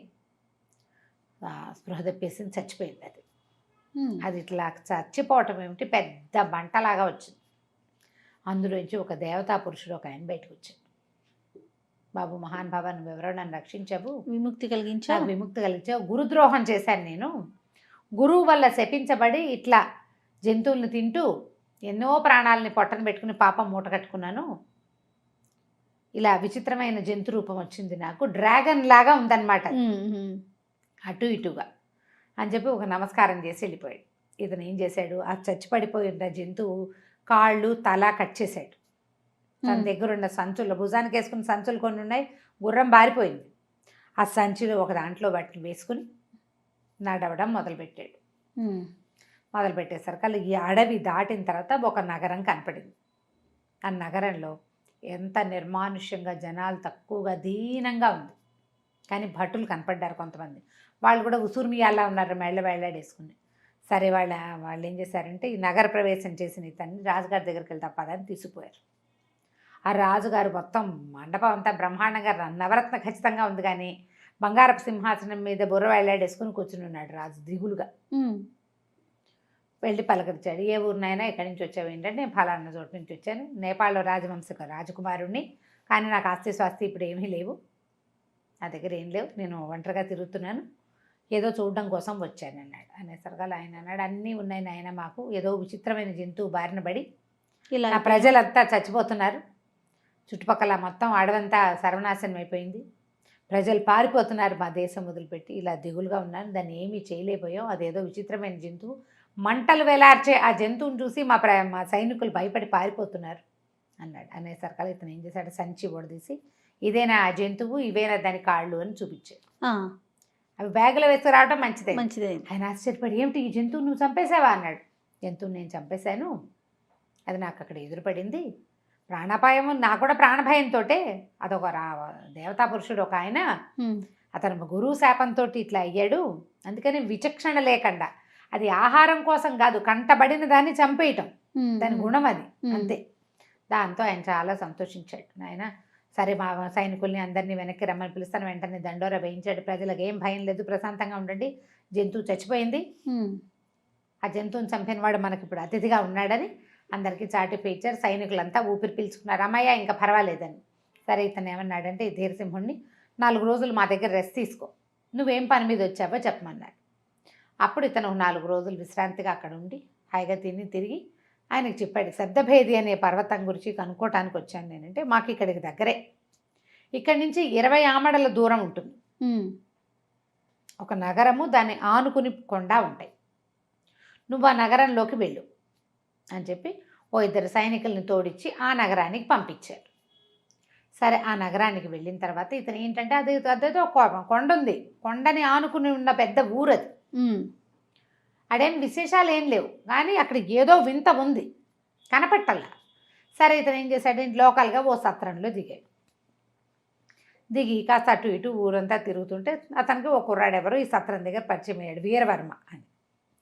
సరే ఇద్దరు మాట్లాడుకుంటూ ఉండేవాళ్ళు, సాయంకాలం కబుర్లు చెప్పుకోవడానికి ఒకసారి హలో అంటే కొంచెం ఫ్రెండ్షిప్ అవుతుంది కదా. సరే ఇద్దరు తిరుగుతుంటే ఒకనాడు ఏమైంది, రా తొందరగా రా, వచ్చేయి ఇప్పుడే వచ్చేయి అని ఒక కేక వినపడింది. వీళ్ళిద్దరూ ఓ చోట ఒక తోట దగ్గర నుంచుని కబుర్లు చెప్పుకుంటున్నారు, మాట్లాడుకుంటుంటే ఈ నుంచున్న సమూహం ఒక గుంపు ఎక్కడో నుంచుంటే అందులోంచి ఒక కుర్రాడు గబగబా నడుచుకుంటూ వెళ్ళిపోతున్నాడు.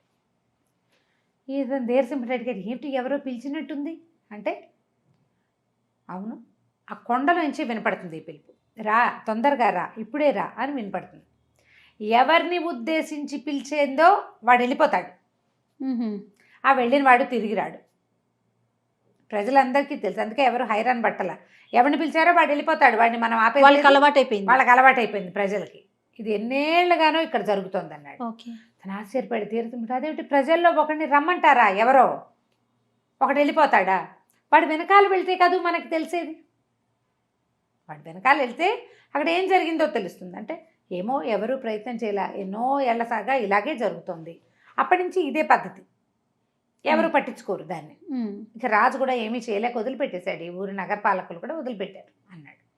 కొన్ని రోజులు గడిచింది, ఓ 20 రోజులు గడిచాక ఓ రోజు వీరవర్మ ధీరసింహుడు ఒక పార్క్ దగ్గర కూర్చున్నారు, కులాసాగా కబుర్లు చెప్పుకుంటూ, రా తొందరగా రా ఇప్పుడే రా అని వినపడింది. వీరవర్మ టక్కని లేచి బయలుదేరాడు. ఈయనకి అర్థమైంది ధీరసింహుడికి, ఓహో వీడినే పిలుస్తోంది అది. ఆ వీరవర్మ వెనకాలే నడవటం మొదలుపెట్టాడు ధీరసింహుడు, కత్తిడాలు సవరించుకుని. ఇద్దరు నడుస్తున్నాడు, ఒక పెద్ద పచ్చిక మైదానం వచ్చింది. వీరసింహుడు గబగబా పరిగెత్తడం మొదలుపెట్టాడు, వీరవర్మ పరిగెడుతున్నాడు, ఈ ధీరసింహుడు కూడా పరిగెత్తడం మొదలుపెట్టాడు. ఊరుకోలా, ఉమ్. వదిలిపెట్టలేదు, పరిగెడుతున్నాడు. అతను పరిగెడుతుంటే ఇతను కూడా పరిగెడుతున్నాడు. పరిగెత్తి పరిగెత్తి పరిగెత్తి ఇతను బాగా ముందుకెళ్ళాక ఒక రాయి మీద నుంచి ఇంకో రాయి మీదకి దూకాల్సి వచ్చింది. అతను దూకుతుంటే ఈ తెలివైన వాడు ఆ దూకుతున్న వాడి కాళ్ళు పట్టుకుని తను కూడా అటు వెళ్ళిపోయాడు. ఉమ్. ఇప్పుడు ఆ కొండ మీదకి వెళ్ళారనమాట వీళ్ళు, కొండ దగ్గరికి వెళ్ళిపోయారు. ఉమ్. అతను కొండకి ఏట మొదలుపెట్టాడు. ఇప్పుడు ఇలా ఉన్న కొండకి రెండో పక్కన లోయ ఉంది. కొండెక్కాడు వీరవర్మ. వీరవర్మ వెనకాలే ధీరసింహుడు కూడా ఎక్కేశాడు, రాళ్ళు కూడా దాటారు. ఉమ్. అక్కడ దాకా వెళ్ళాక ఇతను చూస్తుండగానే అతను లోయలోకి దూకేశాడు. ఓకే. అక్కడ ఆపడం ఆగు ఏమీ కనిపించట్లా, పడినవాడు పడిపోవటమే. ఇప్పుడు వాడు వెనకాల ఈయన వెనకబడిపోయాడు, దూకలేకపోయాడు. ఉమ్. దూకితే ఏమవుతామో అర్థమవుతుంది, కనపడుతుంది లోతు. ఆ ఎక్కుతున్నవాడు మొదటెక్కిన వాడికి ఏమీ సోయలేదు, స్పృహ లేదు, తనతో ధీరసింహుడు ఉన్నాడన్న స్పృహ లేదు. అలా కళ్ళు పెట్టుకుని వెళ్ళిపోతున్నాడు సినిమాటిక్గా. తనకి ఏం చేయాలో తెలియలే. అక్కడికి వెళ్ళేసరికి అక్కడ పిచ్చి వేడిగా ఉంది. నడవటం మొదలుపెట్టాడు. మొదలు పెడుతుంటే ముందుకు వెళ్ళేసరికి అలా ఒక వేడిగా ఉన్నటువంటి ఒక ప్రవాహం లాంటి నీళ్లు, ఎంత వేడో, చీకటి పడిపోతుంది, అమిత వేడిగా ఉంది. అతనికి ఏం చేయాలో తెలియలే. సరే ఏం చేశాడు, ఆ బండల్లోనే కొంచెం గోరువెచ్చగా ఉన్న బండ ఏదో చూసుకుని అక్కడంతా ఒక పక్కన ప్రవాహం ఉంటే అన్ని రాళ్ళుగా ఉందన్నమాట. ఓ రాయి మీద పడుకుని నిద్రపోయాడు. నిద్రపోయేసరికల్లా తెల్లవారుజామున తనకు ఒక కళ వచ్చింది. కళ్ళలో చెప్పాడు, అగ్నినాభుడు అని ఒక రాక్షసుడు ఉన్నాడు ఈ సరోవరం దాటాక. దీంట్లో ఒక పడవ వస్తుంది, అది ఎక్కి వెళ్ళు, వాడిని సంహరించు, తర్వాత దారి నీకే తెలుస్తుంది అని కళలో తెలిసింది. అట్లా ఒక ఊహలాగా కళ్ళలో వచ్చిందనమాట. అక్కడి నుంచి ఇతను ఏం చేశాడు, పొద్దున్నే లేస్తే ఒక పడవ ఏదో కనిపిస్తుంది. ఆ పడవలోకి ఎక్కాడు. వేడిగా ఉన్నాయి నీళ్లు. ఆ వేడిలో ఈ ప్రవాహంలో ఈ పడవ వెళ్ళటం మొదలెట్టింది. కొంత మటుకు వెళ్ళాక ప్రవాహం ఆగిపోయింది, ఆపేశారు. ఇతను పడవ దిగేసరికల్లా పెద్ద గొంతుతోటి అరుపులు కేకలు వినపడుతున్నాయి. ఎవడ్రా ఈ అగ్నినాభుడు ఉన్న చోటకు వచ్చిన వాడెవడు, ఎవడు ఆ మనిషి ఎవడు అనేసరికల్లా తీరా చూస్తే వాడెవడో పెద్ద భీకరాకారు, ఈత పొదలాగా ఇంత జుట్టు, పెద్ద పెద్ద మిడిగుట్లు, పెద్ద ఆకారం, బొజ్జ గిజ్జ ఉండి బ్రహ్మాండంగా ఉన్నాడు. భయపడకూడదు అలాంటి వాటిని చూస్తే. ఈ ధైర్య సాహసే లక్ష్మీని దూకాలి. ఇతను ఏం చేశాడు, ఓహో కల్లో చెప్పింది ఇదే. కల్లో ఏం చెప్పింది, ప్రవాహంలో ఓ పడవ వస్తుంది, నువ్వు వెళ్ళు, నీకు అగ్నినాభుడు కనపడతాడు అని. వీడు చెప్తున్నాడు నేనే అగ్నినాభుడిని అని చెప్తున్నాడు కదా. దాంతో ఓహో వీడిని చంపగలం మనకు ముందే ఉంది ప్రబోధం. అక్కడి నుంచి కత్తి తిప్పుతూ మీద పడ్డాడు. కొంతసేపు భీకర పోరాటం తర్వాత అగ్నినాభుడి గర్భంలో ఈ ధీరసింహుడు కత్తి గుచ్చేసింది మొత్తానికి. అగ్నినాభుడు పడిపోగానే ఒక పెద్ద ఉవ్వెత్తున ఒక దేవతా స్వరూపం లాంటి వాడు ఒకడు బయటకు వచ్చాడు. ఇది ఒక వజ్రాల కొండ, దీనికి కాపలా ఉన్నాను నేను. ఈ కాపలాగా ఉన్నందుకు ఆహారంగా దీన్ని ఆనుకునున్న ఊళ్ళో నుంచి ఒక మనిషిని పిలుస్తా, వాడు వచ్చి నాకు ఆహారం అయిపోతాడు.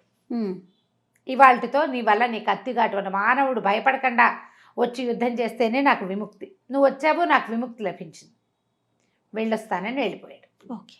అక్కడి నుంచి దిగాడు. చూస్తే ఈ అగ్ని అయిపోయింది, వెనకల్లా వెళ్ళాలి. ఇక నడవటం మొదలుపెట్టాడు. అక్కడి నుంచి ఇంకో నది కనపడింది. ఆ నదిలో నీళ్లు తెల్లగా వెండి లాంటి ప్రవాహం, నీళ్లుగానే ఉంది కానీ వెండిగా ఉంది. ఓ పడవ కనపడింది. ఇతను ఆ పడవ ఎక్కి ఆ నీళ్లు తాగుదామని ఆ నీళ్లలో చేతులు పెట్టాడు. మంచి దాహం వేస్తుంది. అంతకుముందంతా వేడిగా ఉంది కదా, ఆహారం లేదు, తెల్లారిపోయింది కదా. అతను ముందు రోజు సాయంత్రం వచ్చాడు, తెల్లారిపోయింది, మధ్యాహ్నం అవుతోంది. పెట్టేసరికల్లా చేతులు వెండిగా అయిపోయినాయి, నీళ్లు రాలా చేతిలోకి. ఏం చేస్తాడు, అలాగే మెల్లిగా వెండి ప్రవాహం దాటాడు. దిగాడు. దిగితే మళ్ళీ కొండగా ఉందంతా. నడుస్తుంటే కుప్పలు తెప్పలుగా వజ్రాలు వజ్రాలు వజ్రాలు, ఎన్ని రకాల మణులు ఉన్నాయో అక్కడ, అన్ని మణులే. సరే ఏం చేశాడు, మనం గుర్తుగా ఇక్కడ ఇవి ఉన్నాయని చెప్పాలి, ఇది వజ్రాల పర్వతం అని చెప్పాడు అగ్నినాభుడు. అక్కడి నుంచి అన్ని ఏరి సంచిలో వేసుకున్నాడు. వెనకాల నుంచి ఒక వాయిస్ వినపడింది, 6 మాత్రమే తీసుకో, అత్యాశకి పోవద్దు, ఈ 6 నీకు మేలు చేస్తాయి అని ఒక అశరీరవాణిలాగా వినపడింది. సరే ఇతను సంచి బోర్లిచ్చేసి ఒక 6 పెద్ద పెద్ద రాళ్ళు మాత్రం తీసుకున్నాడు. మంచోడు. ఆ చేతులు వేళ్ళు కదులుతున్నాయి కానీ వెండి వేళ్ళుగా ఉన్నాయి, చర్మం లేదు ఇంకా, మంచివాడు అతను. సరే సంచులు వేసినాడు, సంచి భుజాన్ని వేసుకుని నడవటం మొదలుపెట్టాడు. ఒక చక్కటి ప్రవాహం ఒకటి కనపడుతుంది, మళ్ళీ కనపడింది. ఈ వెండి ప్రవాహాలన్నీ దాటాక ఆ, అగ్ని ప్రవాహం దాటాడు, వెండి వెండి ప్రవాహం ప్రవాహం దాటాడు, ఈ కొండ అంతా దిగాడు, ఈ ఆ. రాళ్ల కొండ అంతా దిగి వెళ్తున్నాడు. దిగుతుంటే ప్రవాహం కనపడుతుంది. ఏదో ఒక ఊరు చేరాలి. ఇప్పుడు వెండి ప్రవాహాలు వేడి ప్రవాహాలు అయితే ఇక్కడ ఎక్కడో తిరుగుతూ ఉంటాం. నీళ్లు ఇవి కనిపిస్తున్నాయి. మంచినీళ్ళు తాగుదామని చూడడం కోసం 2 చేతులు ముంచేసరికల్లా చేతులు మామూలుగా అయిపోయింది. గోల్డ్ మాత్రం వెండి ఉండిపోయింది. ఆహా. వెండి రంగు గోల్డ్ ఉన్నాయి. నీళ్ళు ఎత్తి మొహాన్ని పోసుకొని నీ మంచినీళ్ళు తాగాడు. చూస్తూ ఉంటే ఒక చిన్న తెప్ప లాంటిది కొట్టుకొస్తుంది అందులో. ఈ నీళ్ళల్లో చిన్న చెట్లు పడినా కొట్టుకొస్తాయి కదా. అవును. సరే ఆ తెప్ప వేసుకుని ఆ తెప్ప పట్టుకున్నాడు. ఓ 2 కర్ర పుల్లలు లాగా అటు ఇటు చూసి సాధించి వాటిలో ఏదో ఒక పక్కకి ప్రవాహం ఏ పక్కకి వెళ్తే ఆ పక్కకి, సాధారణంగా ప్రవాహాలు ఎటు వెళ్తాయి, కొండ దిగువకి వెళ్ళిపోతాయి, అవును. కొండ మీద నుంచి కిందకి వెళ్తాయి. లేదా దగ్గరలో ఎక్కడైనా సముద్రం ఉంటే సముద్రం వైపుకి వెళ్ళే నది వైపుకి ప్రవాహాలు వెళ్తాయి. అదే కదా నీరు పల్ల మెరుగు అని చెప్తారు. అందుకని ఏం చేశాడు, ఈ ప్రవాహంలో మెల్లిగా ప్రవాహ వేగాన్ని అనుసరించి వెళ్ళటం మొదలుపెట్టాడు. వెళ్ళగా వెళ్ళగా వెళ్ళగా వెళ్ళగా అతనికి ఒక తీరం దొరికింది. ఎవరో మనుషులు కూడా కనపడుతున్నారు. ఒక గ్రామీణుడు కనపడ్డాడు. ఇతను ఆ తెప్ప వదిలేసి బయటికి నడిచాడు. తెప్ప వదిలిపెట్టేశాడు. ఇతని దగ్గర సంచిలో 6 వజ్రాలు ఉన్నాయి. నడుస్తుంటే ఒక గ్రామీణుడు అట్లా ఆశ్చర్యంగా చూస్తున్నాడు, భయంగా. ఎందుకు అట్లా భయంగా చూస్తున్నావు, ఇది ఏం ఊరు అని అడిగాడు. అతను చెప్పాడు, ఇది నేపాల్ రాజ్యం. మా రాజకుమారుడు, మా రాజుగారు మీకు మళ్ళీ ఉంటాడు. రాజుగారే ఇలా కనపడుతున్నాడని ఆశ్చర్యపోయాను అని చెప్పేసరికి ఇతనికి అమ్మయ్య మన రాజ్యానికే వచ్చాం. ఇతను ఎప్పుడో ఆస్తులు పోగొట్టుకున్న ఒక రాజవంశీయుడు. ఇతని పోలికల్లోనే ఉన్నాడు ఆ రాజుగారు. పోలిక అట్లా కనపడుతోందన్నమాట. సరే అక్కడి నుంచి ఇతను రాజ్యంలోకి నడుచుకుంటూ వెళ్ళిపోయాడు. 4-5 రోజులు ప్రయాణం చేసి సులోచన ఉన్న ఊరు చేరాడు. అయితే సులోచనకు ఒక పురోహితుడు కూడా ఉన్నాడు, ఒక భట్టారకుడు, ఒక ఆయన కూడా సుదర్శన భట్టారకుడు ఆ సమయానికి వస్తే ఇతను చెప్పాడనమాట, అగ్నిపర్వతం అక్కడ ఏముంది, శబ్దభేదిలో ఏముంది, శబ్దభేది పక్కన ఎలాంటి నగరాలు ఉన్నాయి, ఎలాంటి జంతువులు ఉన్నాయి, అక్కడ ఇలాంటి వజ్రాలు ఉన్నాయని బ్యాగులోంచి తీసి వజ్రాలు చూపించాడు. అవి భూమి మీద దొరికే రాళ్ళు కావు. మళ్ళీ వెంటనే రత్న పరీక్షకులు వచ్చి చాలా ఖరీదు, ఒక్కొక్కటి ఒక్కొక్క రాజ్యం ఖరీదు చేస్తుంది. అది అంత ఖరీదైన రాళ్ళు. తర్వాత ఇతను గోల్డ్ వెండివిగా ఉన్నాయి. ఇతను అవన్నీ చేసుకొచ్చిన దానికి గుర్తు అనమాట. దాంతో ఆయన భట్టారకుడు అన్నాడు, ఏమ్మా ఇప్పుడు నీ ఆస్తిని కాపాడుతాడు, అతనికి నీ ఆస్తి అక్కర్ల, నేపాల్ రాజవంశానికి చెందినవాడు, పెళ్లి చేసుకుంటావా మరి అన్నాడు. సరే ఆవిడ ఏమందంటే, ఎలాంటి కష్టమైన పనైనా సరే డీట్లాగా చేయదలుచుకుంటూ చేసేయటమే. సాహసము ఉంది, ధైర్యమే ఉంది, తెలివి ఉంది, మంచితనము ఉంది, ఇతరులకు సహాయపడే గుణం ఉంది. తను ఏ పని మీద వెళ్ళాడో ఆ పని మాత్రమే చేసుకొచ్చే గుణం మంచి లక్షణం కదా. అందుకని సరే పెళ్లి చేసుకుంటాను. ఈ 5 ప్రశ్నలకి సమాధానాలు తెచ్చినటువంటి ధీరసింహుణ్ణి సులోచన పెళ్లి చేసుకుంది. కథ కంచికి మనం ఇంటికి. సూపర్.